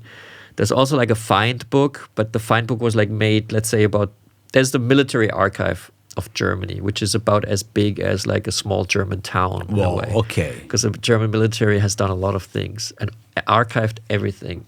But it's like, how do you find the needle in the haystack? Yeah. And they have a database, like a computer, and you can kind of type in, let's say, World War II, French campaign, attack on France, and then it will give you like a lot of stuff. But like to actually find like methamphetamine, it's not, when they filed all these documents, they were not writing into the like with hand at the time, they did not write metamfetamine, or they didn't understand that this would be a topic that at one point would be researched. So it's very hard actually to. That's why I was lucky with the historian. He already found where it is. So I looked. Then if you know where to find, so like if you know the area where there might be stuff, then you can see in the computer, like the archivist can help you, and then you suddenly find, in box 89 of section 14/B in the vault number 18, there might be something of interest to you. And then he goes, and like 2 hours later he comes back with like a folder, and you sit there and you open the folder, and then there's these documents, and maybe they are very interesting, or maybe they're not interesting at all. I mean, it can also be very frustrating to go to the archive. But I have been very lucky for some reason. How many frustrating days you actually had? How long did it took you to find something actually? Oh, I immediately found pearls. Yeah. Only later, when I wanted to find more stuff, sometimes there were like a few days of nothing. Yeah. But it's still interesting, because you can write about the archive. What was the first thing you found? First pearl you found? Well, the first thing I found was the methamphetamine program, but I don't remember the first document. Okay. But it was something about using methamphetamine for the army. But the first thing that I remember what I found was in another archive I went to next, because after I had realized the true story of the German military using a very potent stimulant in order to create the Blitzkrieg strategy, I was interested in Hitler himself. And I spoke to the historian again, and I said, now I want to see what Hitler did. And he said, Hitler's not interesting. It's not really Hitler and drugs. He thought that was not a serious topic. But I thought it would be a serious topic, and it was easy to find who the doctor was. Morel, he's not famous, but Theo Morel. If you Googled in 2010 Hitler and personal doctor, you would get his name. And then I figured out where all of his papers are. Like, it's called in German Nachlass, like, let's say you die and you're a famous person, maybe in Germany at least, then they might, if you're like a politician, they might take all of your letters and all of your business work and put it in the archive in case a historian ever wants to research your life. So someone did that with the personal doctor of Hitler, and I found where it was. It was in the Federal Archives. So I went there, and this stuff had never been looked at, basically, by anybody. Even though... Interestingly. Yeah, it's very weird, because Hitler spent more time with his personal physician than with anybody else. Like, he spent more time with him than with Goebbels or Goering or his girlfriend Eva Braun. Like, he was best friends with his personal physician, his doctor. But still, no historian had taken that stuff seriously. But when I had this on my desk, like, the first thing I read, because you asked about the first thing, was a description by SS guards who had to guard Hitler. They were describing Morel. Like, he was overweight. Like, they described him. Like, there was one report of one guy describing what happened. He said, like, Morel comes in, he doesn't shake our hand, which is interesting. It means that kind of he's arrogant, like he's on a mission. He doesn't shake our hand. He only shakes the Führer's hand, Hitler's hand. And then they close the door in front of us so we don't see what's going on. And then after like 15 minutes, he comes out with a syringe in his hand and he washes it in the sink and then goes back in and then leaves. And then when we see the Führer, he looks like completely happy. And before that, he was kind of depressed so I was like, what is going on here? This is really interesting. So that was the first thing I found. And then I looked at the papers of Morel himself, and he actually disclosed everything. Like every meeting he had with Hitler, he writes the date, the time, how Hitler looks, his mood, what's happening on the front lines, what he gives Hitler in order to make a good decision, how Hitler reacts to the drugs. And the drugs are very interesting. It's not like they're not interesting. They're very heavy drugs. And so this was, I was always interested in National Socialism, but that was so juicy, that was so like I became like fascinated with it myself while I was doing this research, because I was into drugs, and then I realized that this horrible person, the mass murderer of the 20th century, together with Stalin and I guess these two guys, Mao, but Hitler certainly is out there, a horrible right-wing, like dictator, fascist. Like he was also into drugs. So that for me was interesting, like what drugs did he take and how did it influence him? So I thought that would be an amazing book. And I wanted to write first a novel, but I realized that later it should be a nonfiction book. It should really be about the facts and not At about... which point you realized that? I realized that Hitler is a very bad fictional character because he's such a great non-fictional character. Like, what do you want to invent, about Hitler? It's better to really get as close to what actually happened. That's more interesting than, I don't know, nothing came to mind which I wanted to invent. Like, I really wanted to know what happened between Morel and Hitler, like what really happened. And this was possible to reconstruct because Morel had taken these meticulous notes. So I realized that at one point I never had written a nonfiction book before. So I was still writing a novel while I researched it, but I realized this novel is not going to be good, even though the material is so great. And I discussed this with my publisher at the time in Germany, and he said, "Well, just write a nonfiction book," which is what this then became. But there's also behind this is a 1,000-page novel that I already have written and finished. So that was 3 years of probably completely not unnecessary work, because I really learned a lot during those years, but the novel never got published. Maybe it will be. What parts of the novel have ended up in the book itself? You probably used basically something. Nothing. Basically nothing, really. No, nothing in terms of actual writing. Okay. But of course, like the professor who developed a methamphetamine program, he was a character in the novel. So I wrote about him, but I couldn't really use it because I fictionalized it, and you cannot really use anything that's like he was having lots of dialogues with his secretary. Yeah. They had like a love affair, and so all of this has no role in a nonfiction book. It's invented. So in order to understand the context of using those substances within the military at the time, we have to prior to that understand times, the zeitgeist, right? Yeah, and I had to understand everything about National Socialism. Yeah, which was interesting. Exactly. And there's a book. Sorry to interrupt. There's a book. It's called The Shoe in National Socialism, and it has like 1,200 pages. So that's like German kind of stuff, Like there was a woman researcher, academic, who actually wrote a book just about the shoe in fascism, like the shoe industry. And so I had to read that as well, just to understand what shoes people are wearing. And then from that book, I actually read that the Navy had done these experiments in the concentration camp of Sachsenhausen, because they had a shoe runner unit, like a penalty unit, that had to test shoelaces for the German shoe industry. But then the German Navy hired that penalty unit to give them drugs as well, because they wanted to create an even stronger drug than methamphetamine. So the shoe runner unit suddenly was also testing drugs. And so I had to completely immerse myself in that world. It was kind of depressing, actually. I hate fascism. Yeah. And to think about fascism for 5 years is kind of rough.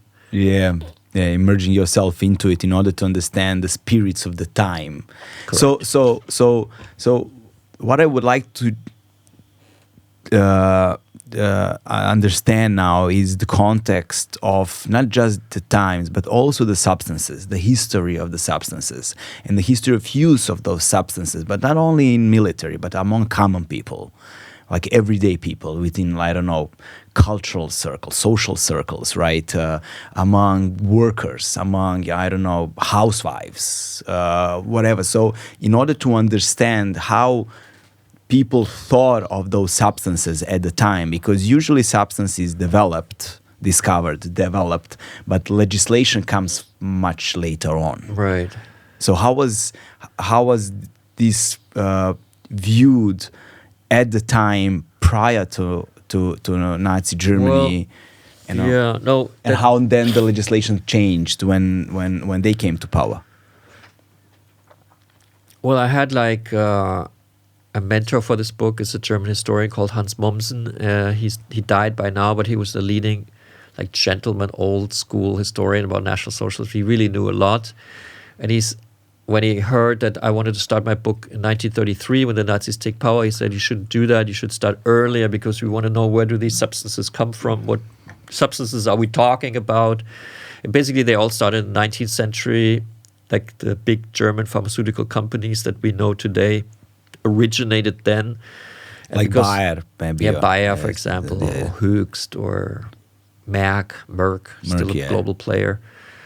And Germany was the most populous country in Central Europe, I think. But it didn't have a lot of colonies. It kind of missed the colonial boat.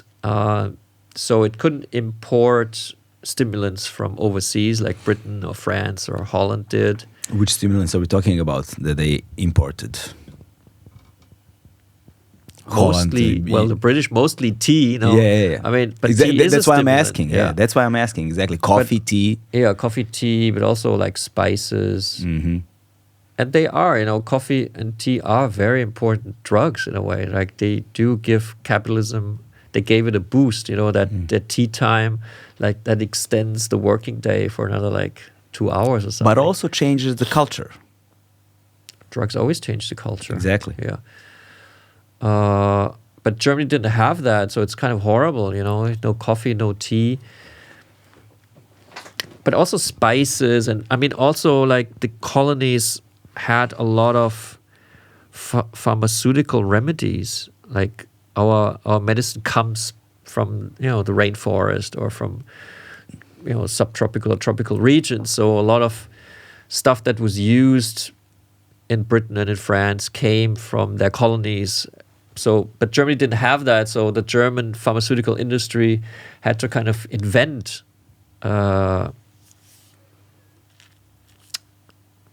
basically medicine like that was not plant-based.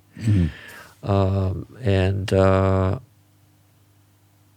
that's why, like a company like Bayer, for example, they invented aspirin and heroin within the span of 10 days. The same chemist, actually. So that was a very inventive time for the German pharmaceutical. Within 10 days? Yeah, I think it was like 1890 or something. And then they didn't know whether it was heroin or aspirin that would become a big hit. They thought both, actually. Only later it was realized that heroin is an addictive drug. It was marketed as a cough syrup and also as a sleeping aid for children, which I think is a great idea because there's nothing more horrible than your child not falling asleep. They just give it a bit of heroin. Yeah. And it's actually, heroin is not so bad. It just makes you addicted. That's why it's bad. But if you have pure heroin, it's not like it's a. I mean, you can die from it if you take too much, but it was a good product in a way. Yeah, it was just an addictive product. They didn't realize it forms an addiction. Yeah, so only an addictive product that can kill you. Yeah, but other than that, it's great. It's pretty good. It was very effective. It was quite successful too. So Bayer made a lot of money with heroin. Okay. Yeah, there was advertisement campaigns. So these drugs, heroin, also cocaine was obviously is a natural, comes from the coca plant, but Germany was importing the annual production of countries like Peru through Hamburg Harbor, and then the Merck company had the biggest cocaine production basically in the world. Very good cocaine from Merck. That was also the cocaine Hitler later took. So cocaine, heroin, like there was what other drugs do we know today? Well, and then and these drugs like morphine. Morphine was developed by a German quite a young guy, worked in a pharmacy. Serturner is his name, and he found morphine as being the alkaloid from the poppy, from opium. So the Germans are very good in inventing drugs. And when Germany lost the First World War, for some reason I still haven't understood why we actually lost, but we did lose. And then came the Weimar Republic, which was a time of economic struggle for Germany, but a democratic time, and people could do whatever they wanted. So a lot of people, because it was also everything was very cheap. There was like the first Berlin kind of sex and drug tourism started in the 1920s.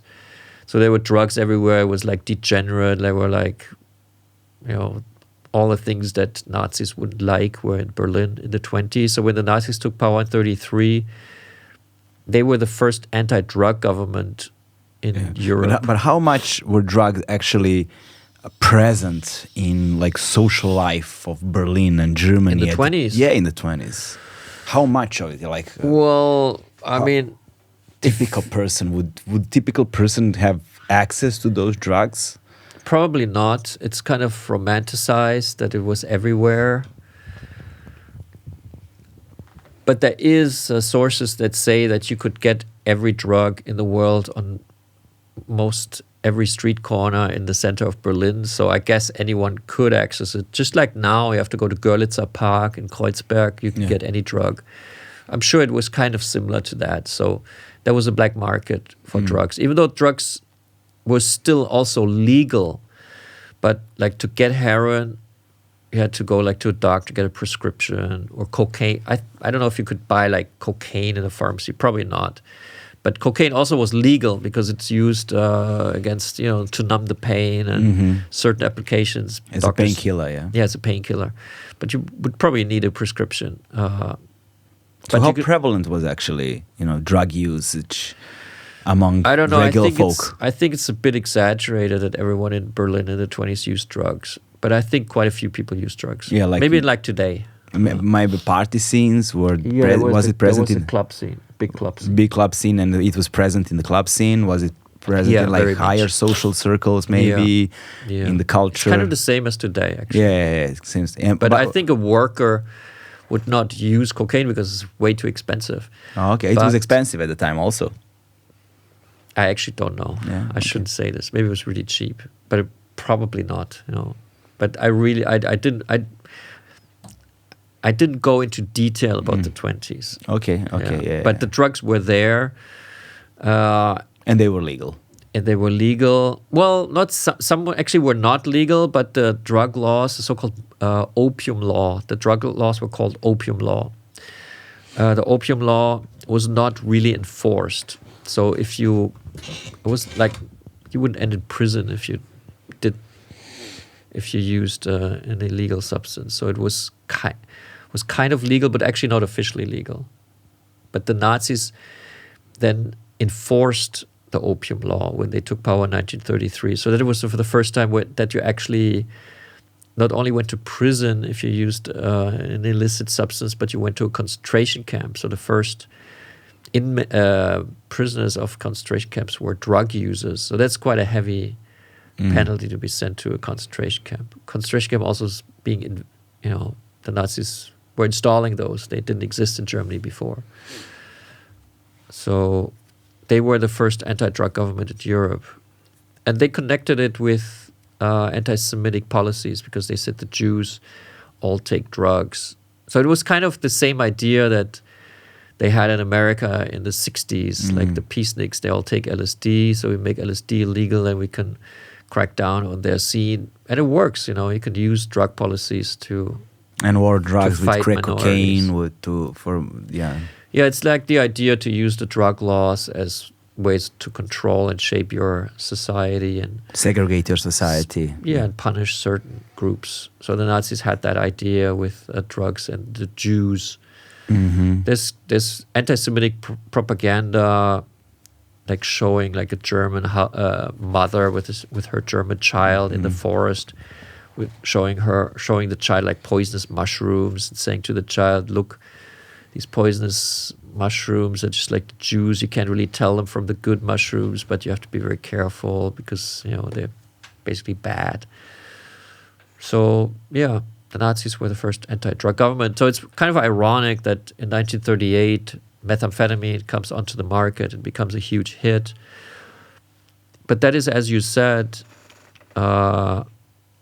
because the legislation had not prohibited methamphetamine, because methamphetamine didn't exist. There was amphetamine, normal amphetamine, but it also had still been legal, which it is still now in a way. Like Ritalin is an amphetamine, or Adderall.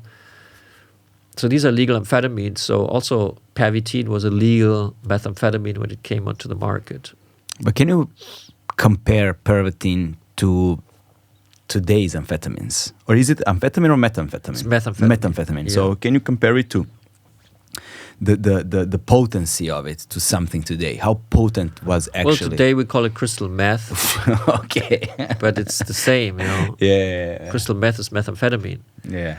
So, but it's consumed today in this crystal form, like people snort it. It's like a crystal powder type substance. And in Germany it was a pill. So, and each pill had 3 milligrams of methamphetamine. And I think it worked pretty well because 3 milligrams of pure methamphetamine is like drinking a few coffees, but like it has like a stable euphoric effect for like maybe 5-6 hours. You're like in a good mood, you're very talkative, you can work a lot, you can work out, you could do sports, you could have sex, you could read a book. Methamphetamine is, while it lasts, the effect is very pleasant. It's not over the top also with a pill. So it was a very seductive substance that the Temmler company in Berlin developed. People all thought it was great. But it's also addictive. It's habit forming. Like the next day you're like, I don't feel so good today as I did yesterday when I took this Pervitin pill. So you take it again. And you build up tolerance to it? Yeah, you build up tolerance. So you have to take more and more. So it doesn't really work. It works for the first 2 times and then it doesn't work anymore. So it is a dangerous, in a way, substance, I would say. Yeah, so the question is, first of all, how did the military found out about the Pervitin? So there has to be some research being done with the drug, and then somebody get hold of the research, because it's interesting the way you describe times, during during the Nazi Germany and during the party. It seems like they were thinking about optimizing everything, every process in the army, like thinking like streamlining stuff, like optimizing workers, optimizing soldiers, optimizing everything. Like looking at everything like it's a mechanism. Yeah. So what can you do to smoothen out the quirks? What can you do to eliminate the leave only the necessities? How can you optimize everything? So it seems to me the impression that I've got from it was that they were optimizing in such way they started thinking of humans as machines. So it seems like internet culture nowadays, like maxing, like everything is now maxing something. Yeah, that's why I think the Nazis are a very contemporary movement. They were all about this optimization. That's why it's also a very capitalist movement. Yeah, they call themselves National Socialist Workers' Party, but that was actually a false flag. They were a pure capitalist party that were supporting a performance-driven optimization society. That's why also capitalist big players supported them. Not only Ford from America, but also German industrialists supported the right-wing movement. So I'm guessing that, drugs, especially amphetamines and methamphetamines, came in very handy from that perspective, optimizing the work. Yeah, if you go to places in Southeast Asia and you go to construction sites where they have to build highway bridges with their hands, basically, using bamboo, like whatever, scaffolding. Most of these workers will be on methamphetamine today because they just can like manage the workload that's being demanded of them better when they use methamphetamine.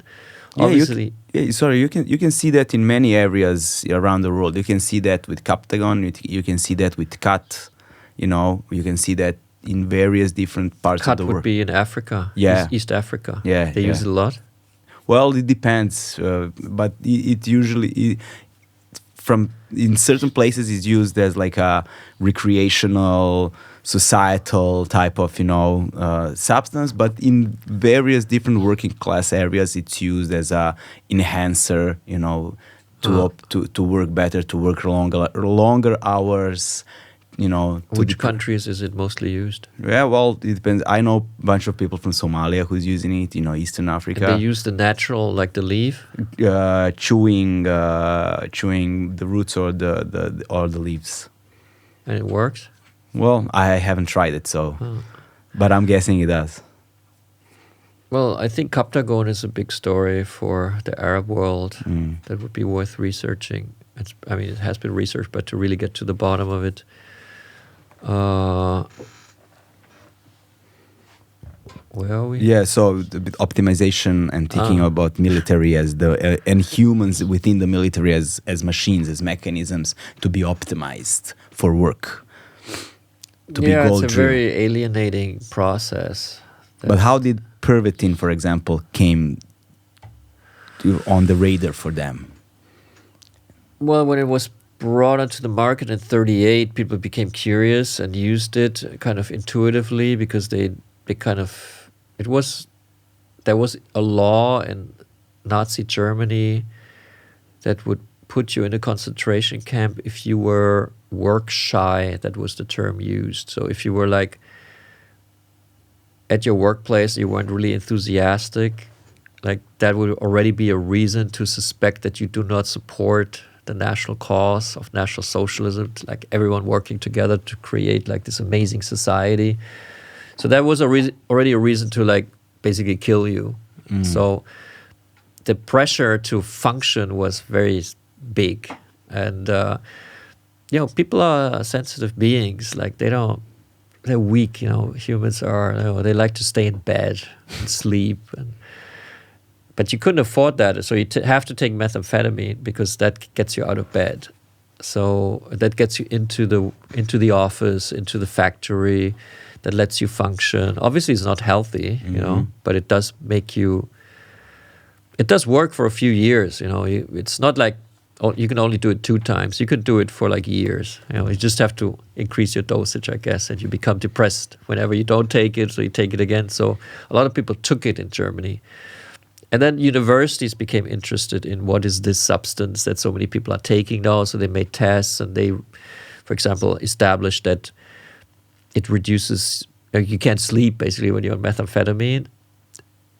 Also, your fear is decreasing. Your inhibitions are decreasing. So that's what they found, making tests with people who took it. And And many universities were examining it, and those papers were being read by a professor at the military academy in Berlin. Ranke is his name. Otto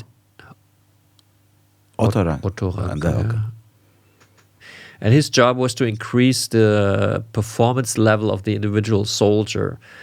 And his personal quest was to fight fatigue. So when you read these studies that with methamphetamine, you can actually keep a soldier awake longer on the day of battle, he became very interested, and he did tests at the medical academy with young medical officers. He gave them Pervitin, methamphetamine. Pervitin is a brand name for methamphetamine. And compared that like with coffee. He gave some people coffee, some Pervitin, and then he like checked like after 6 hours who was still working more, like filling out questionnaires. And the Pervitin people were performing much better. At mundane work. Huh? Well, yeah, he did find out that highly complex tasks were done not as well on methamphetamine because you feel too good about yourself, so you kind of make mistakes. You can shoot like every 20 seconds on methamphetamine for like 6 hours, which would be hard to do without methamphetamine. But you cannot really solve like something that's more complex. You can, but you might make more mistakes than if you are just on coffee. But he thought it was actually good because he concluded the German soldiers should not think too much. It should just kind of mechanically, become a war machine. But which is perfect for an army, an old school army. But where you just have orders and people who are following those orders. But the question is, but how would they actually perform? Quotation marks perform. Quote and end quote, perform better, quote and end quote, right? At the battlefield on substances. Well, he didn't know because the war hadn't started yet. He just realized that they actually perform better, like filling out stuff on paper. Yeah. But he suggested that it should be used on the battlefield. And then when Germany invaded Poland, September 1st, 1939, which kind of started World War II. A lot of soldiers were using methamphetamine, and he requested from the doctors of the individual units to write back about methamphetamine use. Like, was it good? How did people change? And these reports I saw at the military archive. So this is all in military archives. Yeah, there's lots of reports about methamphetamine in the Polish. In the war against Poland, and they kind of praised methamphetamine. Like to use your words, they performed better. Like they could fulfill their duty better. Their work was going more smoothly. Like those were the terms that they were actually using, which meant invading a foreign country and killing people. Yeah, which is a very hard thing to do. It's not very pleasurable. Like young guys. They rather actually do stay in bed or go to clubs or sleep with their girlfriend or boyfriend. Yeah, taking other people's lives is not such a nice thing. And maybe some people enjoy it, but it's really a minority. Most people don't enjoy it, so it's kind of hard to motivate people to do that. But with methamphetamine, it worked better because you take methamphetamine and then you're partying. Whether that party is war or dancing. So now the question is: did they took that amphetamine willingly or unwillingly, knowing what the effect's going to be or not? I think it's mixed. Methamphetamine was quite known, and people talk about it, and soldiers would always use, I think, a substance that would help them perform their duties better and stay alive longer, which methamphetamine did because it made them superior in battle. That's why it's still being used by fighters today. So they were never forced. Like the German army, Ranke then had to write a so-called stimulant decree, which was issued to all the medical officers, which described the interval of taking the pills. Like every 6 hours you took a pill, something like that. So the medical officers knew like how many pills to distribute, so people would have like 10 pills every, like not too much, because if you take too much methamphetamine, you become dysfunctional. Yeah. But if you take the right amount, you become very highly functional. So that was written down in the stimulant decree, but it was not written down that people have to take it, and it was also not distributed evenly. It was given mostly to tank troops because they were leading the military advances, which was a kind of a new phenomenon that tanks would be at the front line and not at the back of the advance. So and people seem to have enjoyed taking it. Like I studied letters from soldiers where they say, I need Pervitin, it's great. Only with Pervitin I can stay awake for that long, and I can drive the tank much better when I'm when I'm using methamphetamine.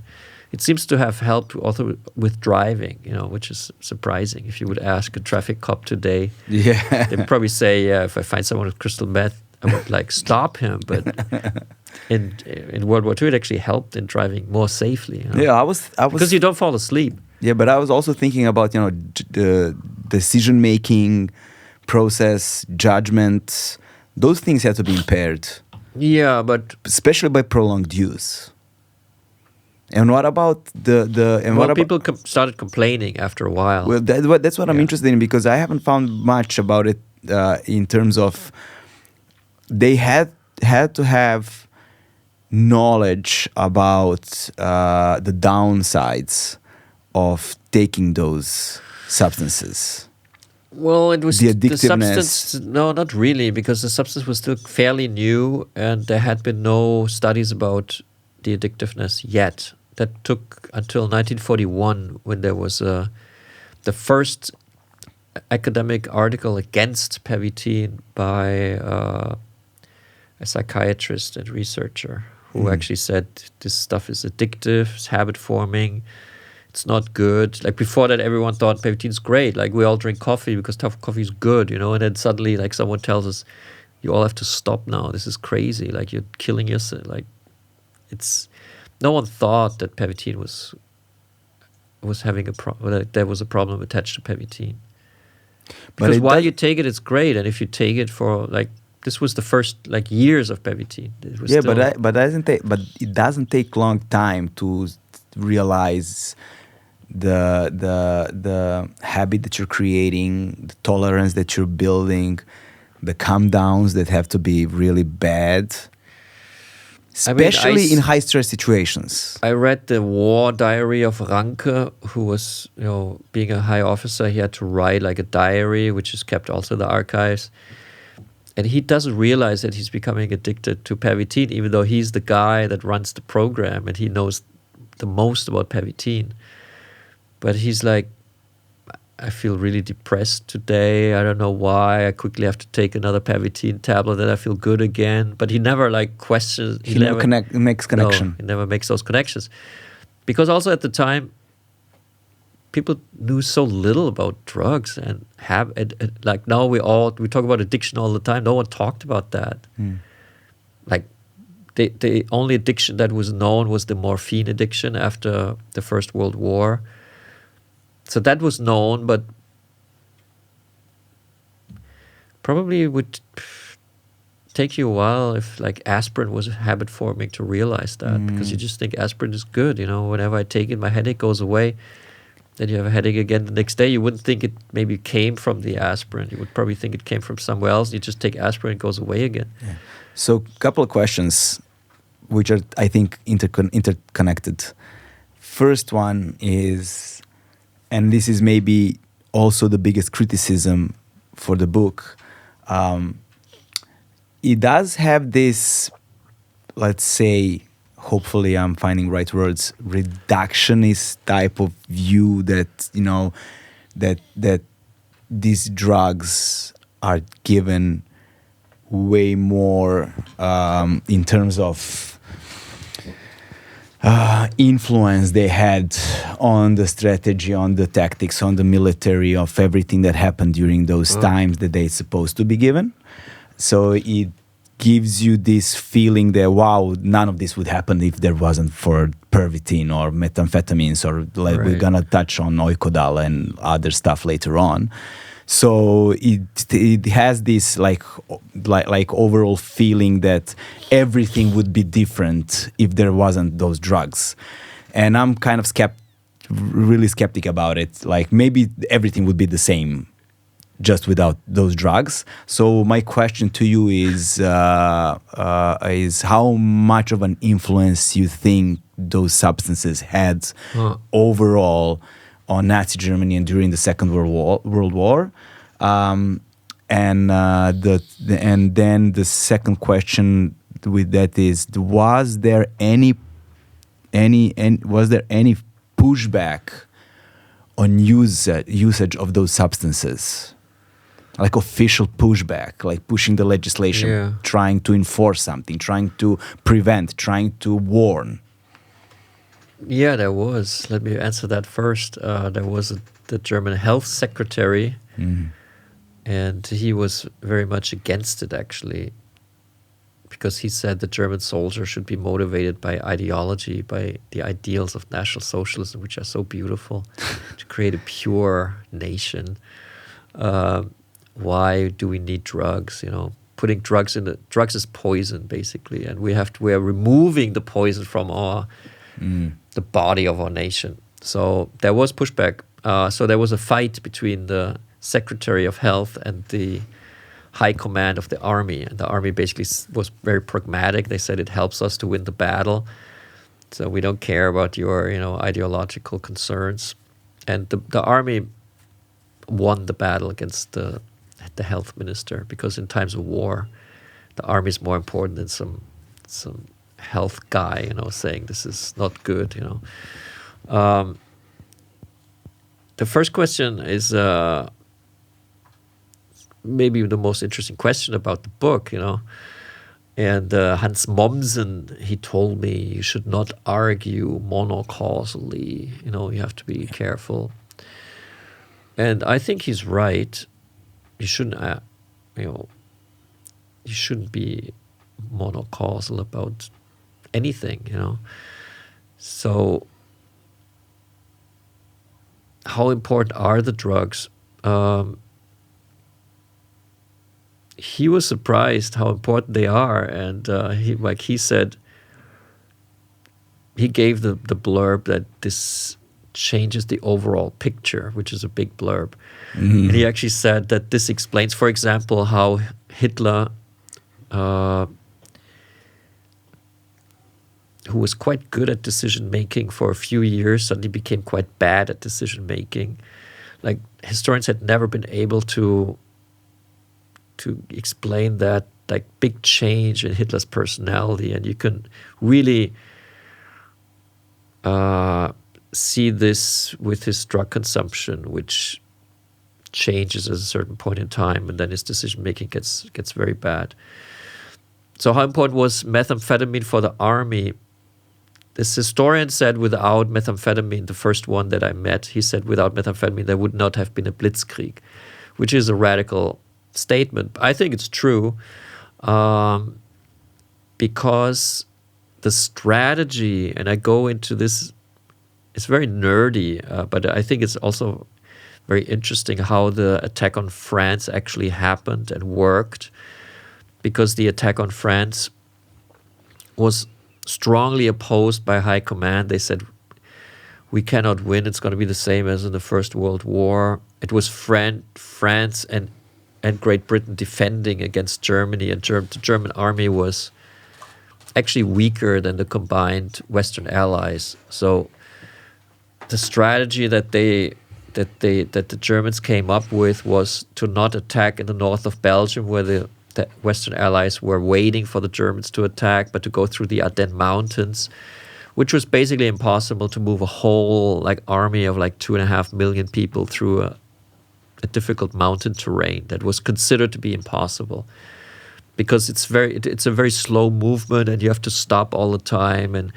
then they would just come from the north and crush the invaders. So it only would have worked if they would have moved very quickly through that mountainous range within 3 days and 3 nights, go through the Belgian mountains of the Ardennes Mountains and reach the French border within 3 days and 3 nights. If you are that quick, then it will be impossible for the French and English forces to come down from the north of Belgium to crush the German forces. You would already be in France while the French are still in Belgium, kind of realizing what's going on. So to be so quick, you cannot sleep. That was the plan. They cannot sleep for 3 days and 3 nights. And Hitler said the German soldier is supernatural being. And of course, he does not need to sleep, which is bullshit. Even Superman has to sleep. Sleep is a very powerful thing. Very important thing. Very important thing, yeah. Stay awake for 3 days and 3 nights without any drugs, I don't think it's possible. So it would have been complete chaos without methamphetamine. Only with methamphetamine it worked. So without methamphetamine, it would not have worked. Maybe they would have somehow, some other way, invaded France. I Like don't taking know. shifts, maybe, I don't know.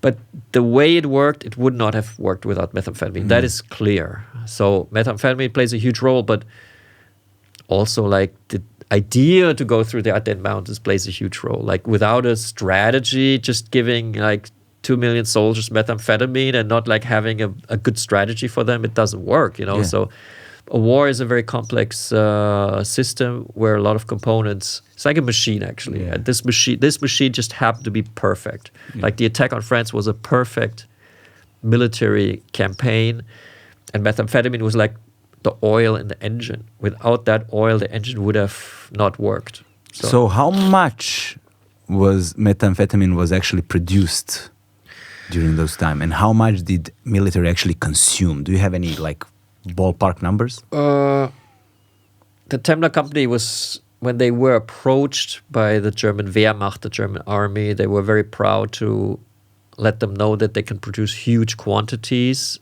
quickly without expensive raw materials. So it's not so difficult actually to make methamphetamine. You make it from like basic stuff. And the German army, that Hitler decided to go through the Ardennes Mountains on February 17th, 1940, and the attack started on May 10th, 1940. So they were like two and a half months, right? Time, or almost 3 months between the decision and the actual attack. And during that time, the methamphetamine was being ordered from the company and was being delivered.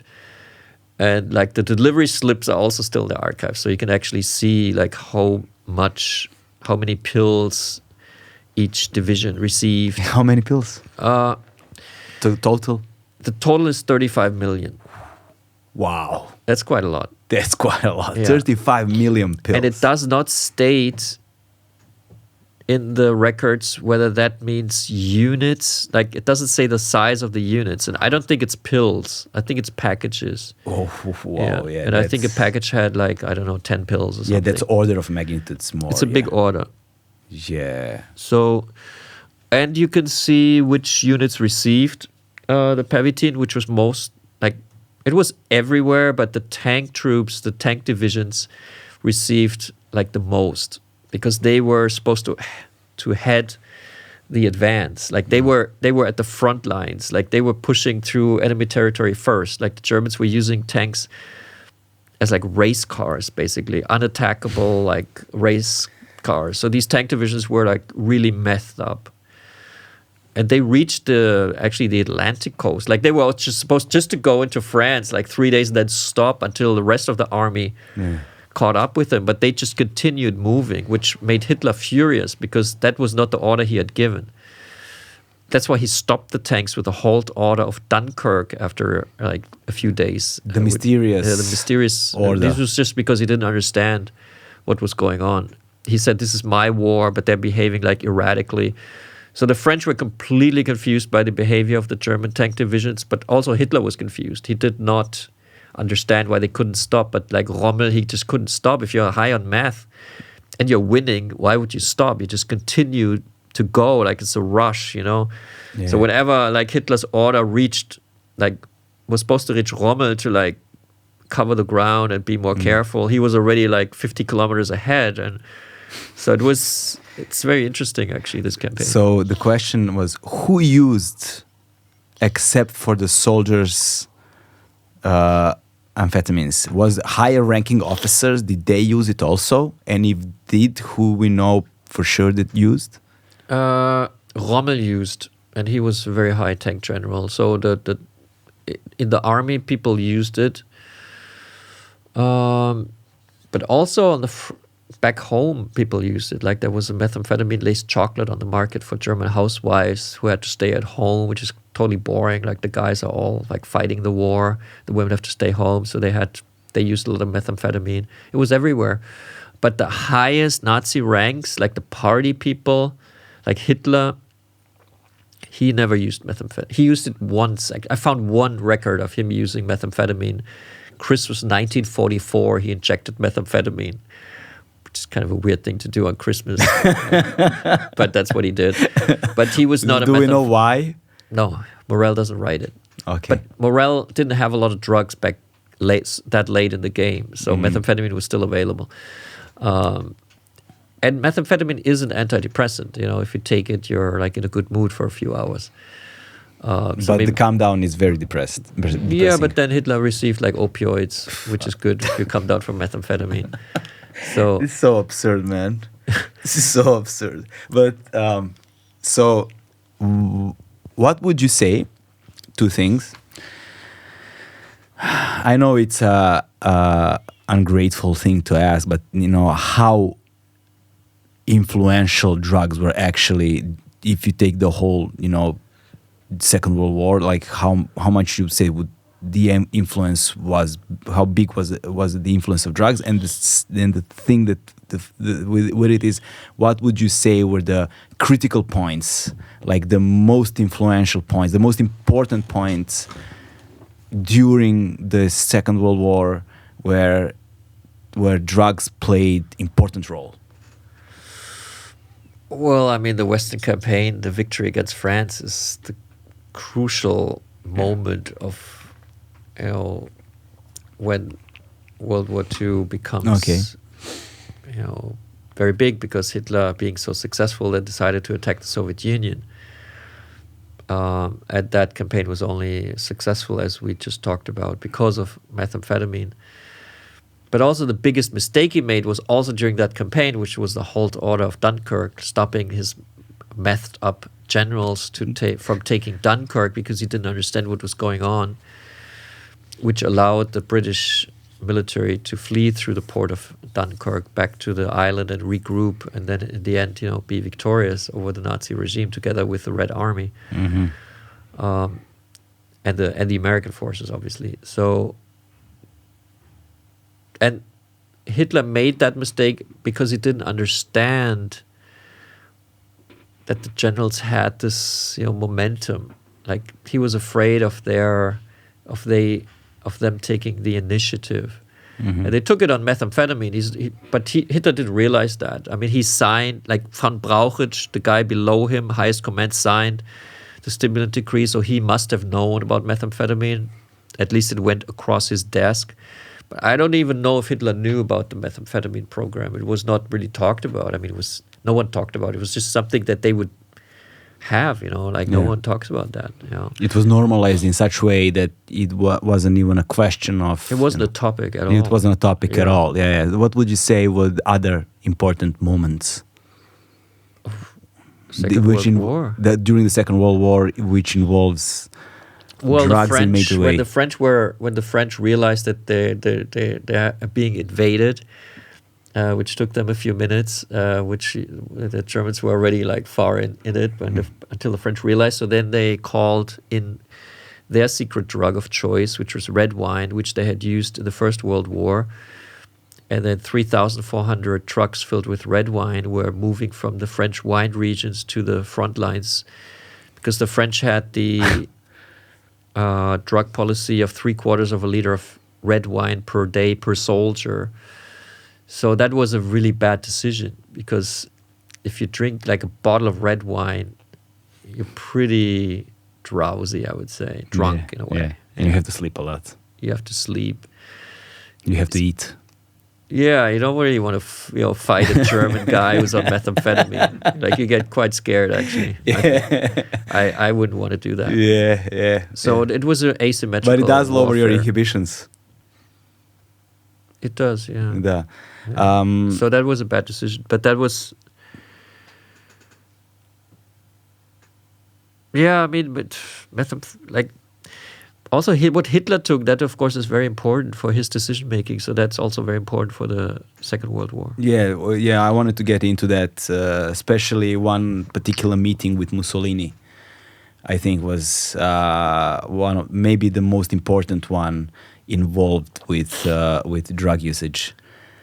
But let's start with Hitler a little bit. So, as someone who was very idealistic in his approach to everything, how did it must have been something gradual in the way drugs were introduced in his life or not? No, it was. He was kind of a health freak, actually, being a vegetarian and against alcohol, not even drinking coffee. He would not let any poison into his body because his body was so precious, he thought, because he had to save the German nation. So he was really like he was stylized also as like a saint-like figure by Nazi propaganda, which is still how I learned about him, not as a saint, obviously, but as this like Hitler's abstinence from drugs was kind of known in Germany before my book came out, because it's totally untrue. But in 1936, when he met Theo Morell, who would become his doctor, he just had stomach problems, like bad digestion, and this actually has a Serbian connection, this story now. Morell knew about a probiotic. Oh, I know the story. Yeah. I know the story. First World War. The guy who didn't... Yeah, you tell the story, yeah. It's a very famous story, though. Yeah? Here, too? I don't know how famous story. You know, Marco? Yeah. It's a known story. It's a known story, but yeah, please do tell it. Well, I don't even know if I know it as well as people here, but it was this one guy who was fighting in the Balkans and did not have like diarrhea like all the others, or like, and then from his gut, like his, what's it called, biome? Yeah, microbiome from the stool. Yeah, was used to create this medicine called Mutaflor, which is a probiotic remedy, which is still on the market in Germany. I guess it's still from that same gut of this guy. I don't even know if it was a Serbian guy or a German guy. I don't know. Some guy. I don't even know what battle. I really didn't get into it. Like, where did this all happen? But it comes from the Balkans, like the probiotics from the Balkans. And Morell gave it to Hitler, and it worked. He suddenly had no more cramps, so I don't he was farting a lot, like suddenly it was okay. It was like a huge problem for him before, so he really appreciated that, and his like normal doctors did not know about probiotics. Morell was a kind of an avant-garde doctor, kind of a celebrity doctor in Berlin with like crazy ideas. And Hitler liked crazy ideas and crazy approaches, being like, he was kind of a, like, for sure he would be like anti-vax today. Yeah. He was not going with the mainstream stuff, So he appointed Morell to become his personal physician. And Morell was really into vitamins, which were kind of unknown at the time, like all these supplements we take today. Morell was really into researching what to take to optimize, your health. And Hitler was, all about optimizing his health because he had to save the German nation. And he had to do so many things while he was, had to be healthy. So he was really becoming like obsessed, like today people in Silicon Valley, to be like at their best. So he was taking supplements and vitamins and from Morell. So these were not drugs, obviously. They can be good. Like also peptides. Hitler would have loved peptides. He would have become a big peptide fan. And he also liked, injections. So some peptides you have to inject, so he would have loved that. So he got like a daily vitamin injection from Morell because he just enjoyed injections, because he said injections have an immediate effect. You don't have to wait until it goes like through your digestive system like a tablet. So he was into injections, so he received daily injections from Morell to enhance his performance and optimize his health. And he was pretty healthy until 1941, when Germany attacked the Soviet Union. He had dysentery, which is like a high fever and diarrhea, and he felt really bad. It was in August 41. This is all in the documents. Yeah. And he wanted to go to the military briefing that was so important, because Germany had advanced quite like a few hundred kilometers already inside the Soviet Union, and now had to either go for Moscow or go up to Leningrad and south towards the Caucasus region for the oil. which was Hitler's plan, but High Command wanted to take Moscow. They said, if we take Moscow, we're going to win the war. So there was a dispute. Like, it's not like Hitler called all the shots. There was always like friction with High Command if they had different ideas. You know, he was a dictator. So in the end, it was always his call, but people would try to convince him, you know, of their opinion. So the military briefings were important meetings, and, you know, war is a live situation. So he could not go to the military briefing. They could have just made a different decision, because you can't wait, you know, for the Führer to like show up. You know, this is like happening now. So he said to Morell, I need something more, something stronger than vitamins. I need like something, like he felt like shit, basically, like really weak. If you have a very strong flu, you know, you can't really. Yeah, it is debilitating. It's really a strong, illness if it's a strong flu. This was like the Russian flu, the dysentery, the Ruhr, it's called in German. So he drank bad water or something, probably. So Morell gave him a opioid for the first time, Dolantin, which is was a German product, and Hitler takes this opioid intravenously. I think it was actually orally. Okay. Yeah, he had not graduated yet to taking opioids intravenously. Maybe Morell was said, no, this is very strong, maybe you should take it as a pill. Okay. Because, you know, injecting opioids, that's really hardcore. You know? Yeah. So that was taken orally, but it's still a very powerful drug. So he just, half an hour later, just got out of bed, he walked into the military briefing, and he, you know, called the shots.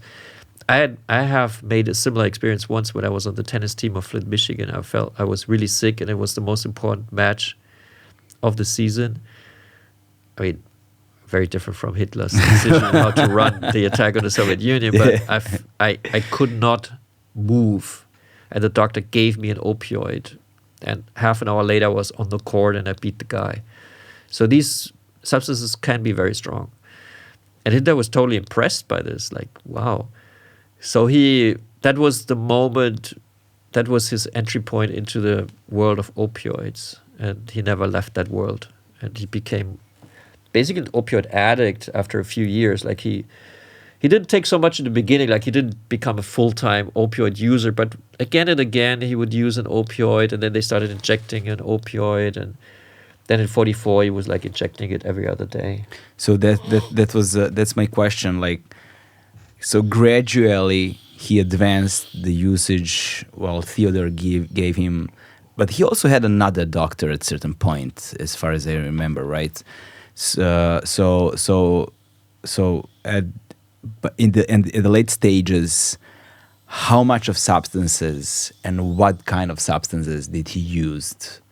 How much of it and what kind? And the other thing is, have you pinpoint certain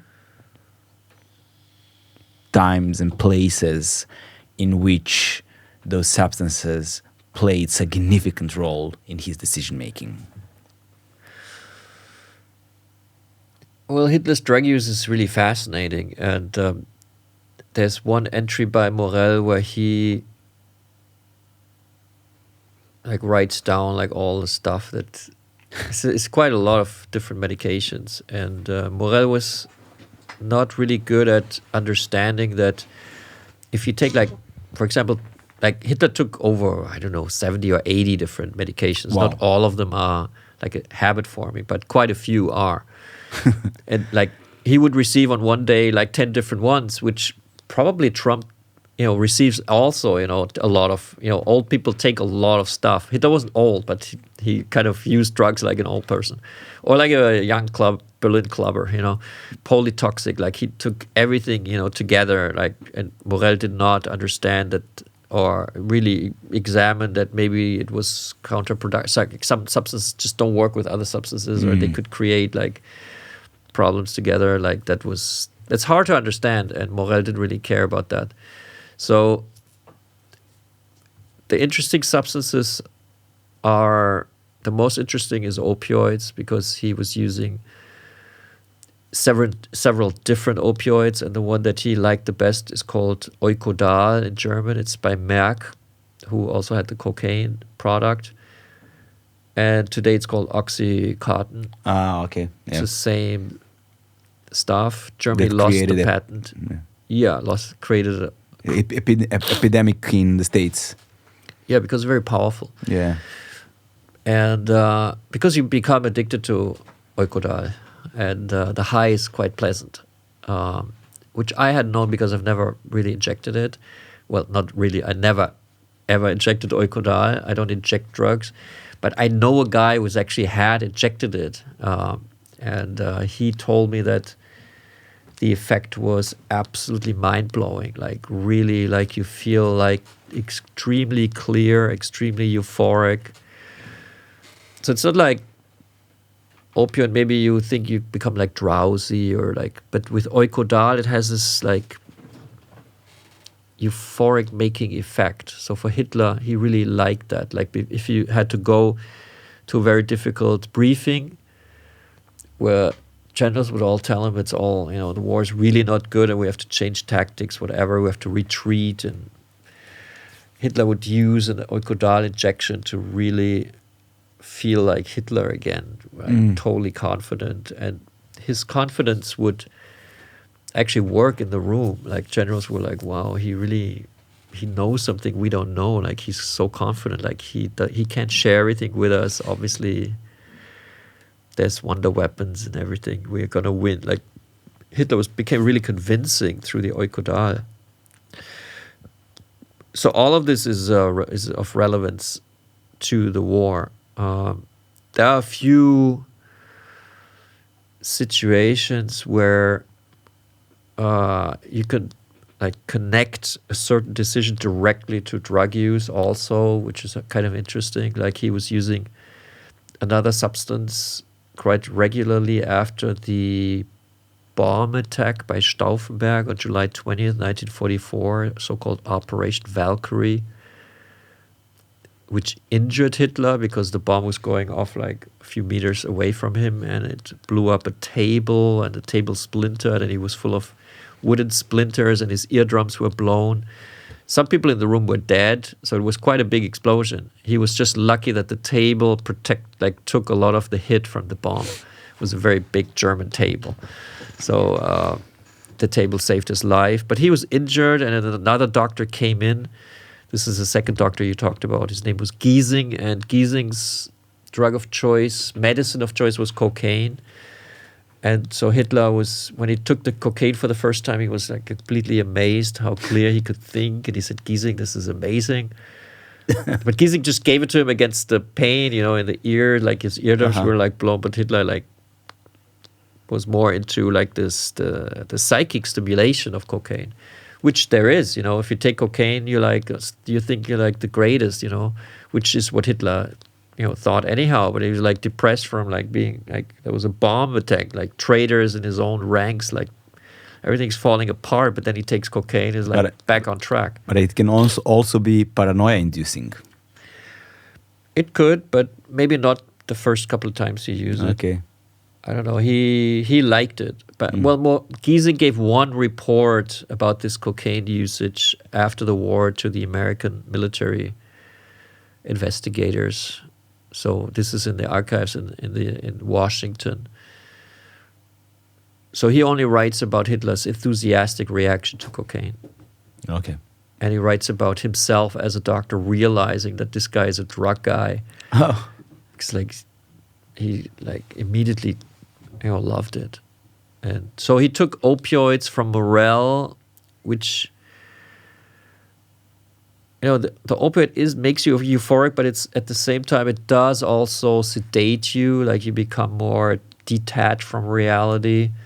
And mellow, yeah. Maybe a bit mellow, and then you take the cocaine on top of that. It's the speedball effect. This is like the perfect combination. But it's also very, stressful for your organ, for your system, Speedball can be stressful. Yeah. Because then also at night you can't sleep. Then the sleeping pills are being administered. So Hitler became like a real like professional drug user. Like only methamphetamine he didn't take. But he didn't need to because he had opioids, cocaine, and that's already quite a lot. You don't need methamphetamine.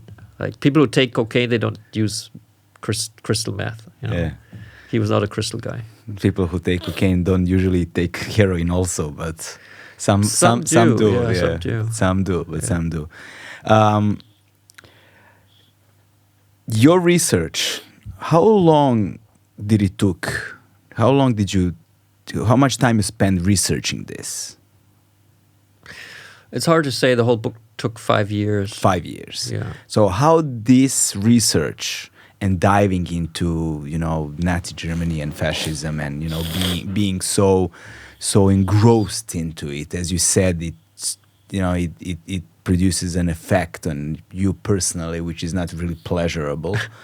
So you have to manage that somehow. How did this influence your own substance use over time? I mean, I was never a fan of these addictive substances like heroin or methamphetamine, but I did try at least methamphetamine because I wanted to understand how the soldiers felt. So I asked my weed dealer if she could get me methamphetamine, which she first refused because she said she wants nothing to do with that stuff. But then she asked like a meth dealer, and he gave me 1 gram and actually gave me a Xerox copy of the patent of methamphetamine from 1938. Oh, okay. So he knew what was all about. Yeah, but he didn't know I was research. Maybe she had told him, actually. It's possible. She probably said, this is a writer. He writes about that. But the dealer knew. And I took it. And I could see kind of the same thing. Like I would write a lot, but not necessarily the best. So you have to edit it afterwards. And I didn't feel really good afterwards. So it didn't become like my favorite drug. Yeah. But it's good that I tried it, I think, to understand it better. Is there any residual, leftover packages of those 35 million ordered in the Second World War? There has to be some old, yeah, there are some in the dusty... museum. Now there's the Museum of the German Army in Dresden, and they have some. But is there any like on the black market that people can buy and? I think so. Yeah, if you could probably buy it on eBay and try. Well, DJ Alex, who told me about it, they found some packages, but I mean that was 16 years ago. Okay. So they get less and less, but these packages are still around. I don't know if they actually kept them or it was an antique dealer who bought this like old. Do they have expiration date? Does those drugs stop working at a certain point? But they were still working. Yeah? Okay. Do you know the effects? Well, have they reported the effects to you? Yeah, they said, Alex said it was great. That's why I started researching. Okay. He said they were working still. They were compared still working. To modern ones? Well, modern, you have to take crystal meth, and you never know what it is. It's being made in an illegal lab somewhere. Yeah, you don't know the purity of it, No, but he said this was very pure methamphetamine because it was made by a Temla company. In the factory. Yeah, just a normal standardized product. Yeah. So, at which point you knew that your book is over? Over, like you've done Finished? it. Finished, yeah. Well, I only found a certain amount of information. So once I had used all of that and I had, walked all the way to May 1945 when the war is over and understood, how Hitler ended and how his drug dependency ended in the bunker in Berlin. And, that's the beauty of writing about National Socialism. It ends on May 8th, 1945. Yeah. That's when it ends. Yeah, but when you finished, but yeah, you have to edit the book, you have to refine the book, you have to, make the structure all work together. You have to make like the tempo of it and everything. So once you finish the book, did you had any test readings? Like have you gave your book to a certain number of people to read it? I always have test readers. Yeah? Yeah. They vary, but some always stay the same. Like. And what was the first reactions when we gave them the book? People liked it. I don't know. Since the book's out, everyone liked it. But obviously people say, but I don't remember this. This is so long ago. Like they say, like maybe here it's not clear or whatever. But I don't remember exactly. Yeah, well, I'm talking about like the overall feedback. Was it what you expected it to be, or were you surprised by it? Okay. I have a sense if the book is good or not. I just have that sense. So. Pretty realistic one. Huh? Yeah. Yeah. So let's dive a little bit into LSD for Mom. This is the original title, actually, right? LSD for Mom. Yeah. Yeah. Which is in English is translated tripped. Right. Right. So this book seems like a sequel to the first one, right. but it's actually also a completely separate book. You can read it, without reading the first one. But interestingly, it also starts around the same time in Switzerland, though, when the alkaloid from ergot was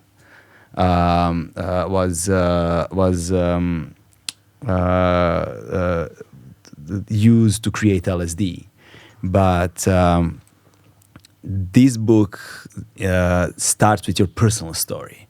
So how did you get interested in researching LSD, and then how was your previous LSD experiences after the first famous one from New York when you took the first LSD hit? How LSD changed your view? Well, I thought LSD is a great drug because it makes you see reality in a different way. It's just a very interesting substance, but I never thought I would write about LSD. I just used it once in a while to have a good time or understand myself better. So when I was researching, what's it called? Odvaljeni. Odvaljeni. Odvaljeni, yeah. I went to the archives of the Dachau concentration camp to research something there, and the archivist said that the Nazis, the SS, which was the like a police force or like a military wing of the Nazi regime, the SS, who ran the concentration camps. The SS was like the most evil of all these organizations. The SS were running not only the camp in Dachau, but they were doing tests on inmates with psychedelic substances. And that was interesting to me because I had done research for a few years about Nazis and drugs, and it's always about Hitler's opioids and the methamphetamine of the army, but never about psychedelics, like Nazis and psychedelics. I'd never heard that together. So I wanted to research that, but he said when the Americans liberated the camp, they confiscated all the documents and brought them to the US. He only had like 2 pages left that the Americans left. And these 2 pages are from a SS officer called Plötner, which means dumb guy in Germany. So his name was actually quite a nice name. He was probably ridiculed because of his name. That's why he joined the SS, become really evil. So Plötner did. Maybe he wasn't even evil, because what he did was he was evil by being SS and working in the concentration camp. That's pretty evil. What he did there was he gave inmates mescaline, which is a powerful psychedelic substance. And what it said on that 2-pager, one other odorless, tasteless substance. And then he wanted to see what happens to people. Like the odorless tasteless substance he just gave in coffee, like without the person knowing it. While mescaline tastes very bitter, so it's very hard to give someone mescaline without that person knowing it. You would drink what is this? You would immediately notice, because a lot of drugs are quite bitter, because the alkaloids are bitter. Like iboga, the strongest psychedelic, is super bitter. Have you tried iboga? Bark, yeah. It's very hard to eat it because it's so bitter. But the odorless tasteless substance obviously is tasteless, so it's very good. Like the trick, that the idea was, I give you a drug without telling you. Like I put it in the coffee, then I give you a coffee, which was great for a concentration camp inmate to get a cup of coffee. they actually did get a cup of coffee. Then they drank the coffee, and then half an hour later, like the SS guy would like try to use that like confused state, because if you take psychedelic without knowing you take one, you think you might go insane, but you don't know why, because suddenly you like tripping and you have no idea why. And then especially in those circumstances. Yeah, it's a very scary thing. Wow, then the SS guy would say, yeah, maybe I did something to you and maybe you should comply now, otherwise it's going to be very bad for you. I don't know, like it's very spooky. So these were like mind control experiments that this SS did. And I became curious because this was in 1944 and LSD was discovered very close to the concentration camp of Dachau in 1943 in Basel, Switzerland. This is just it's a very short train ride, basically, or like a few-hour train ride from Munich to Basel, maybe 2.5 hours by train. So it's quite close. So I was wondering whether it was actually LSD. That was just an idea I had. So I went to the company that developed it in 1943, which now is called Novartis, which is a pharmaceutical giant in Basel. And I went to their archive. I wanted to find out, like, if there's any connection. Like, did they ever like give LSD to the Nazis? Which is no one had ever like thought about that in a way, because LSD is like the hippie drug, right? It's like in the 60s, people took LSD and made love and peace, But so that LSD was actually instrumentalized by the Nazis was nothing that had ever been written about. No one had ever found any evidence. But I, having found that they used odorless, tasteless substance, I thought maybe that this was LSD. So I went to the archives and I didn't find anything. That was actually a bit frustrating. They just gave me these famous, like, the lab book of Albert Hofmann, where Albert Hofmann discovered LSD. So he like wrote in his handwriting, like, this was actually in April 19th, 1943. So he's like, he took 250 micrograms voluntarily because he thought that's such a small dosage that he's probably not going to feel anything. It's a hero dose. Yeah, it's a pretty big dose we know now. So when it started to work, he was like completely overwhelmed. He had a horror trip also. So the first LSD trip is a horror trip. Like, he went home and he thought he would go insane. But then the next day he felt great and he like realized that this is something that really makes you think differently. And so Sandoz the company was called before Sandoz. And then in the 90s, Sandoz was bought by Novartis. So now it's Novartis, but it was called Sandoz in Swiss. So Sandoz was trying to figure out what to do with this weird LSD, because at the time in 1943, like, mental health wasn't as developed as it is now. Also, there were no antidepressants or antipsychotics, or like, there was basically nothing. So they thought maybe this is can be a very powerful medicine, and but they were never able to market it properly. Like, it never became a really popular product, obviously. So I wanted to find out why, and I couldn't find it. Like, I just had the papers of the chemist, and they're very interesting. Like, he describes the effects, but then I realized I actually have to look at the papers of the CEO, because he's the one that would, call the shots of the company, the boss of Albert Hofmann, who no one had ever written about. But the archivist didn't want to give me those records. Oh, okay. Yeah, which made me very suspicious, of course. And but the archivist didn't know why he didn't. He was just very moody archivist. He didn't want to really help me, because he said, "Oh, everyone always comes here and tries to find out some secrets about LSD. I'm getting really tired of it. We made so many beautiful medicines, and everyone's only interested in LSD." So he was not really. But I gave him LSD because I had some LSD with me, and he was like, he'd never seen actual LSD, so he was a bit like, he warmed. He's like, "Oh, you actually have LSD? That's quite interesting." So I told him a little bit what I was researching. Then he said, "Okay, that's actually quite interesting." And then he gave me the papers of Stoll, the name of the CEO, and I found that Stoll had been best friends with the leading Nazi biochemist Richard Kuhn, a Nobel Prize winner for chemistry, who had actually been responsible for these truth drug experiments in Dachau.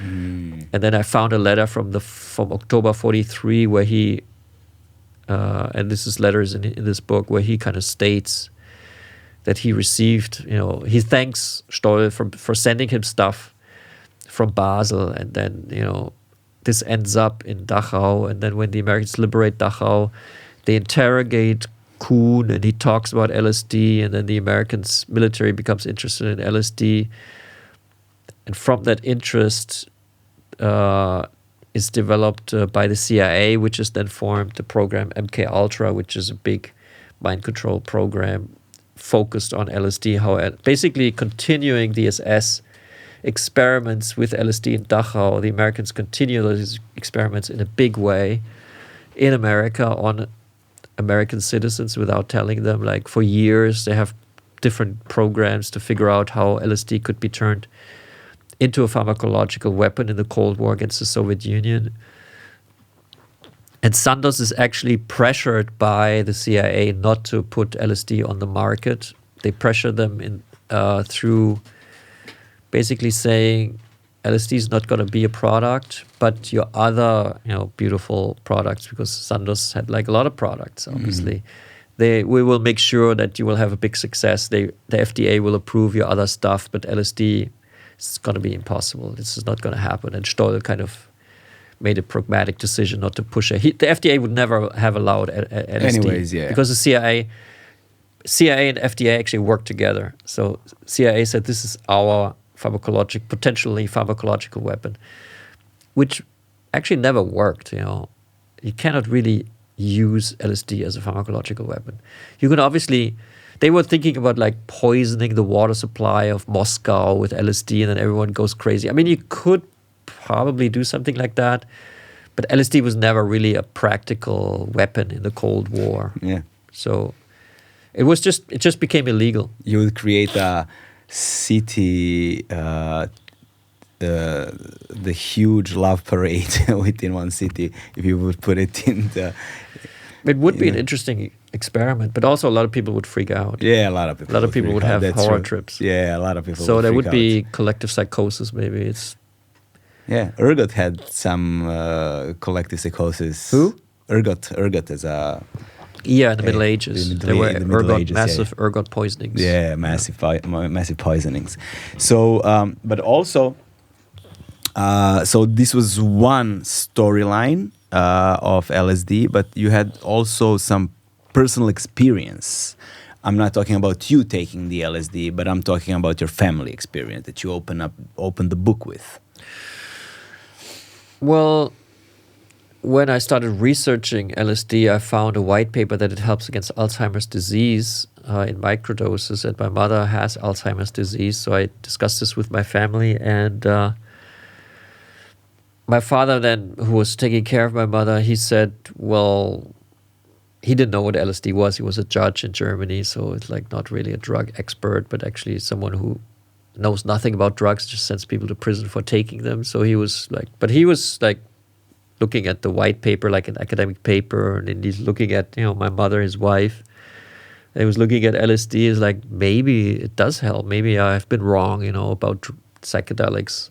Because that paper was quite good, I also discussed this with the leading Alzheimer's researcher in Germany, and he said, well, this is really interesting because LSD stimulates the very same receptors, the serotonin receptors, the 5-HT2A receptors in the brain that degenerate under Alzheimer's. So it has like the opposite effect of what Alzheimer's does in the brain.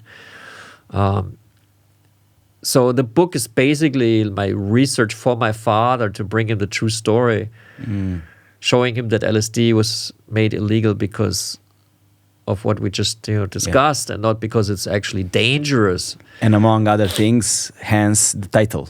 Well, LSD for Mom. Then he gave it, to my mom, and she took it, and that's why this LSD is for Mom, and she was responding very well to it. In which way? Well, Alzheimer's on her had the effect that she would withdraw from the communication because she was, becoming more and more quiet at the table and not really speaking and not really understanding what was being discussed. And when she took LSD for the first time, it was like waking up. Like she was suddenly like looking at us again and like speaking more coherently and looking at the paper that she hadn't looked at for like a year, and like reading the paper. The war against the Ukraine had just started, and she was like reading that. She'd never heard about that before. So it was like a miracle, you know. It was like really restarting her brain. But it was not, it did not cure her Alzheimer's. Yeah. But whenever she took it, and she doesn't take it anymore, unfortunately, I think, but my father decided to stop at one point when she had to go to a home. She's now in an old people, like a dementia home, which is a very sad place to be, but that's where she is right now. And he doesn't want to interfere with their schedule, whatever they give, which is nothing basically, because there is no medication against dementia. So while she was still living at home with him, she took it, and whenever she took it, she felt better. How many times she took it, to your knowledge? Maybe 50 times. 50? Yeah. So do you have feedback from those 50 times? Yeah, Some my father ones? often told me, like today we took LSD, and he also took it. With her together? Yeah, but he never felt anything because he did microdoses. But her brain was so impaired by Alzheimer's that she actually always had an effect. Not a big one, but always this like red cheeks, like more in the room, more alert, more, you know, happy, smiling. Like he called it she's conducting the LSD orchestra. Like she was lying in bed and she's like singing, and she was animated. So it was good. For her, it was good. I think it was amazing. Maybe you could take LSD with your father altogether so you can have a conversation about your childhood. No, we did. Yeah. The LSD actually made him open up and tell me stuff. Oh, really? Yeah. So the LSD had a big effect on our family. Wow. Yeah. So he did feel something. I mean, because LSD, what it does, it makes your brain neuroplastic, which means that parts of your different parts start interacting, which usually don't interact. Usually it's just the command center, like calling the shots. So on LSD, your brain it's more vulnerable, but it's also more flexible and more creative. So I think it would be especially good for older people to take LSD. Like children or teenagers, they don't need LSD, you know, because they're so open. Like it's like their brain is already neuroplastic. So I would not recommend it. But the more rigid your thoughts like get, the better it is for you to take LSD, because suddenly you're like, oh yeah, maybe yeah. Yeah, actually it was quite different. Like when you were a child, like your mother and me, we had like a very difficult relationship. He would never talk about this before he took LSD. So LSD was very healthy for our family. Wow, that's beautiful, man. That's really beautiful. So I want to dive into a final part of our conversation now, which is you're now writing. Before that, both of these books are now translated into Serbian. Both of these books are available, and we're gonna put in description of the episode or on YouTube. We're gonna put it on in pinned comment links for those books. So whoever is interested in buying those, they can order it via links. So they're also very beautiful. Yeah, I think you don't even have to read them. You just have them as objects. Yeah, put them. Yeah, and there's just like with this helmet, rainbow helmet. The cover design is good. It's a very good publishing house that I'm very happy to be with here in Serbia. And these two, like with first three books, right? With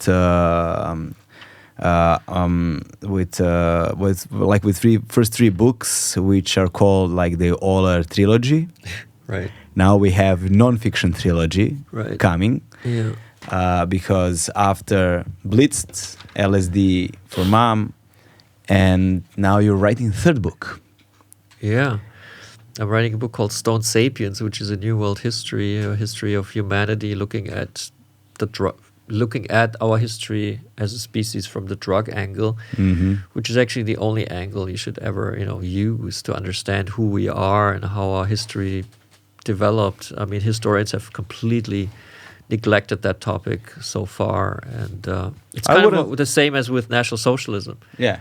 Just on a bigger scale. I wouldn't say they have completely neglected it. It is a big part, especially in rituals, especially in ceremonies, different kind of ceremonies. Anthropology is looking at it, ethnology is looking at it, archaeoanthropology is looking at it, archaeology in a way, They're starting now, yeah. they are looking at it. It's a bit on the fringe side of the science, right? Definitely. It's not taken seriously in terms of, cognitive evolution and stuff like that. And I think it's pretty far away from it as far as we know at the moment. But it is an interesting angle. It is an interesting angle. I'm saying, a bit fringe, but it is an interesting angle. Yeah, if there is any conspiracies I would assign, this would be the closest one. Yeah. Because I think it's very interesting in terms of social dynamics. But how far have you gone with research and investigation and writing it? I think I'll be finished in like half a year. So I've worked on it for about 1.5 years, but I've been thinking about it for about 10 years. Mm-hmm. And it starts like 200,000 years ago in the rainforest in Africa, and it goes through all periods. Like Lepenski Vir was actually quite important because it's the first known settlement in Europe.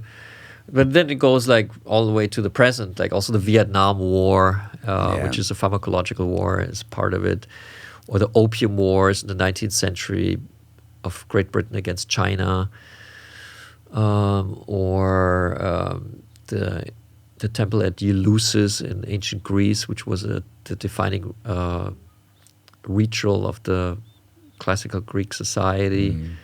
So it covers quite a few topics, and I always try to go there. Like there was, for example, in Latin America, the decisive temple is Chavin.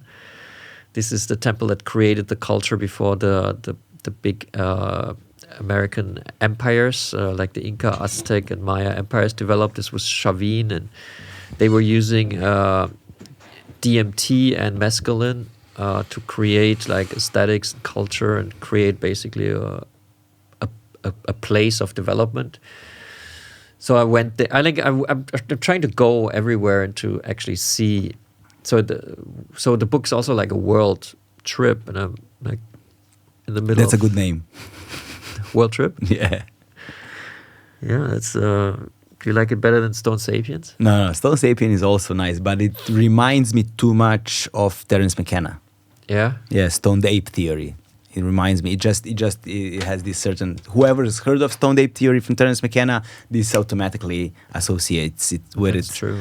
Yeah, so maybe it's gonna be world trip. I have to write that down because yesterday, an editor that's interested in it, she asked me if it would be Stone Sapiens, which kind of made me think that she might not like the title. Because also Stone, it's not really about being stoned. Stone is connected to marijuana, which actually plays quite a small role in history, even though it's an important drug.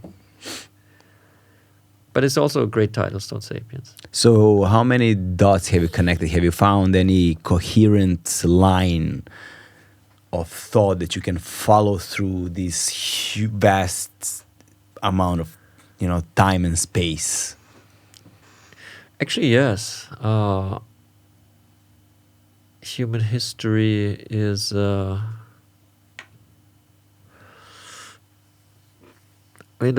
problem, for example, the problem basically is hierarchies, because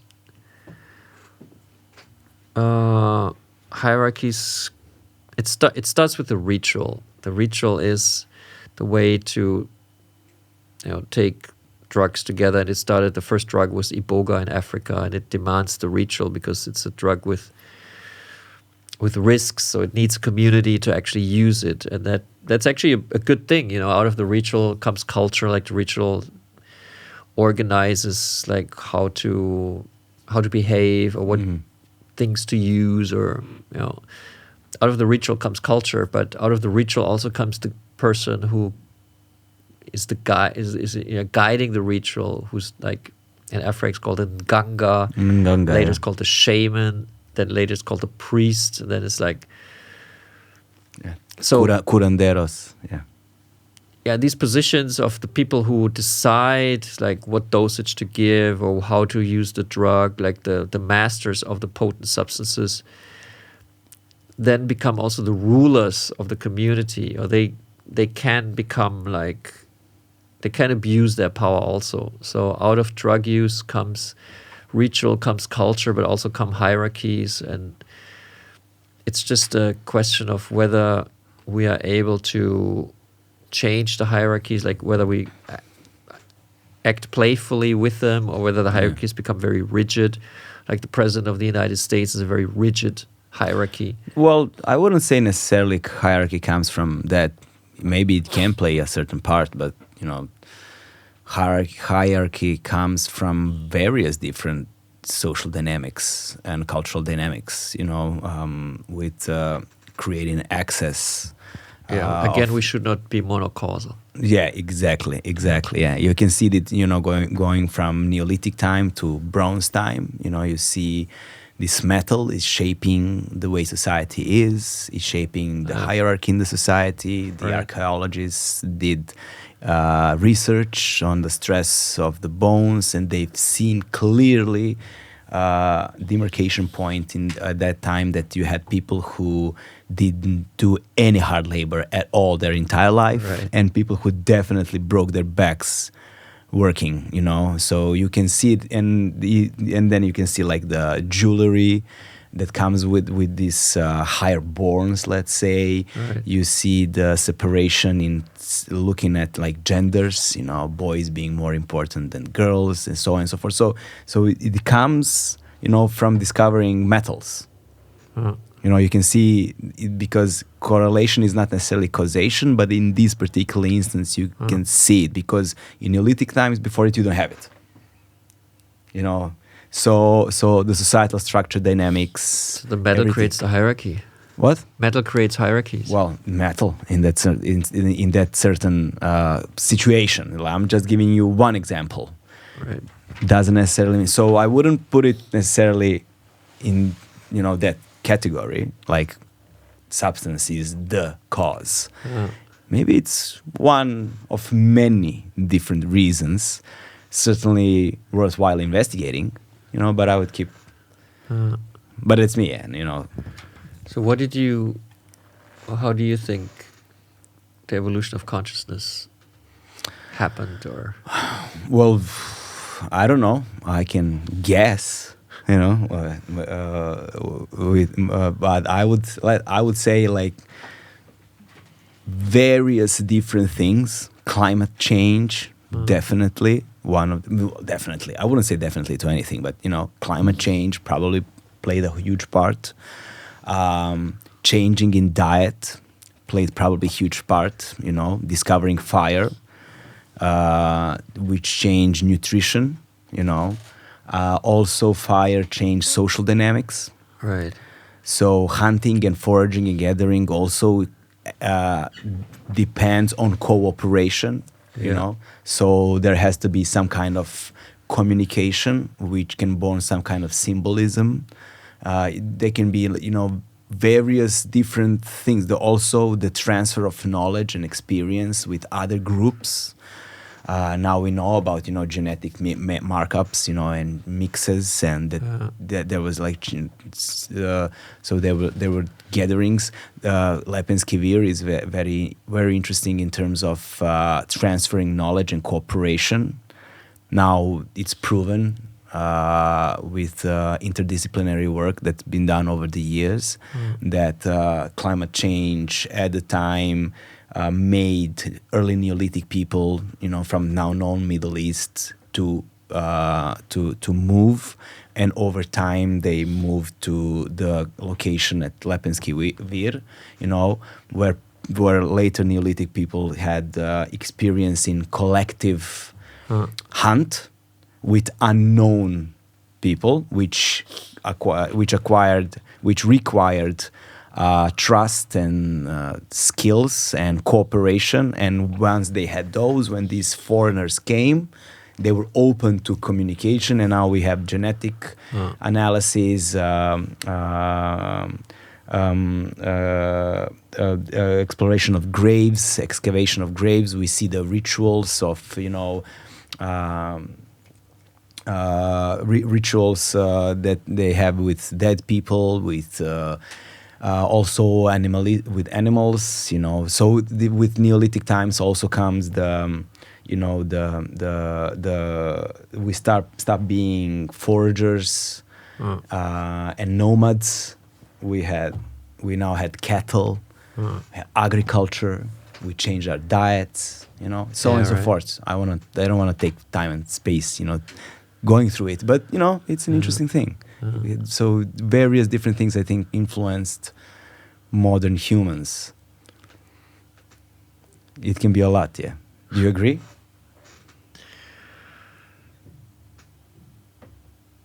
Yeah, I mean, it's kind of hard to figure out what happened because we have so little evidence. But for example, it was interesting in Lipinski Vir to see that they were 1.78 meters tall, while the rest of Europe they were still 1.55 by average.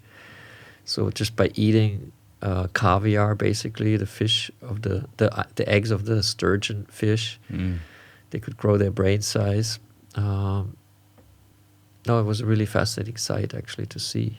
And they probably didn't use drugs, or drugs were not in their main focus, but the environment that they lived in was like the trip basically, and they did have ritualistic techniques and symbolic meaning exchanges. So that's it's certainly a big chapter in Stone Sapiens is Lipinski Vir, even though they probably didn't take drugs.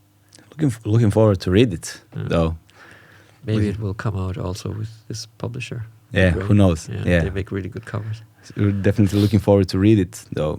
It's going to be interesting to see your interpretation of Lipinski Vir. Yeah. There's a lot of interpretation of Lipinski Vir. A lot of people have invested a lot of time and energy, and it's a big thing because it comes before Starčova culture, which is precursor for Vinča culture. So it's a big thing. It's an important thing that many people are looking into it and investigating.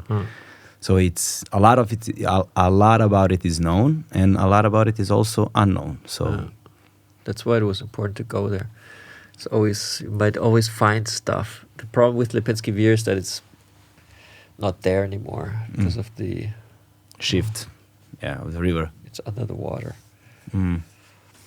But still, it was good to go and eat the börek in the village next to it. How much time you spent there?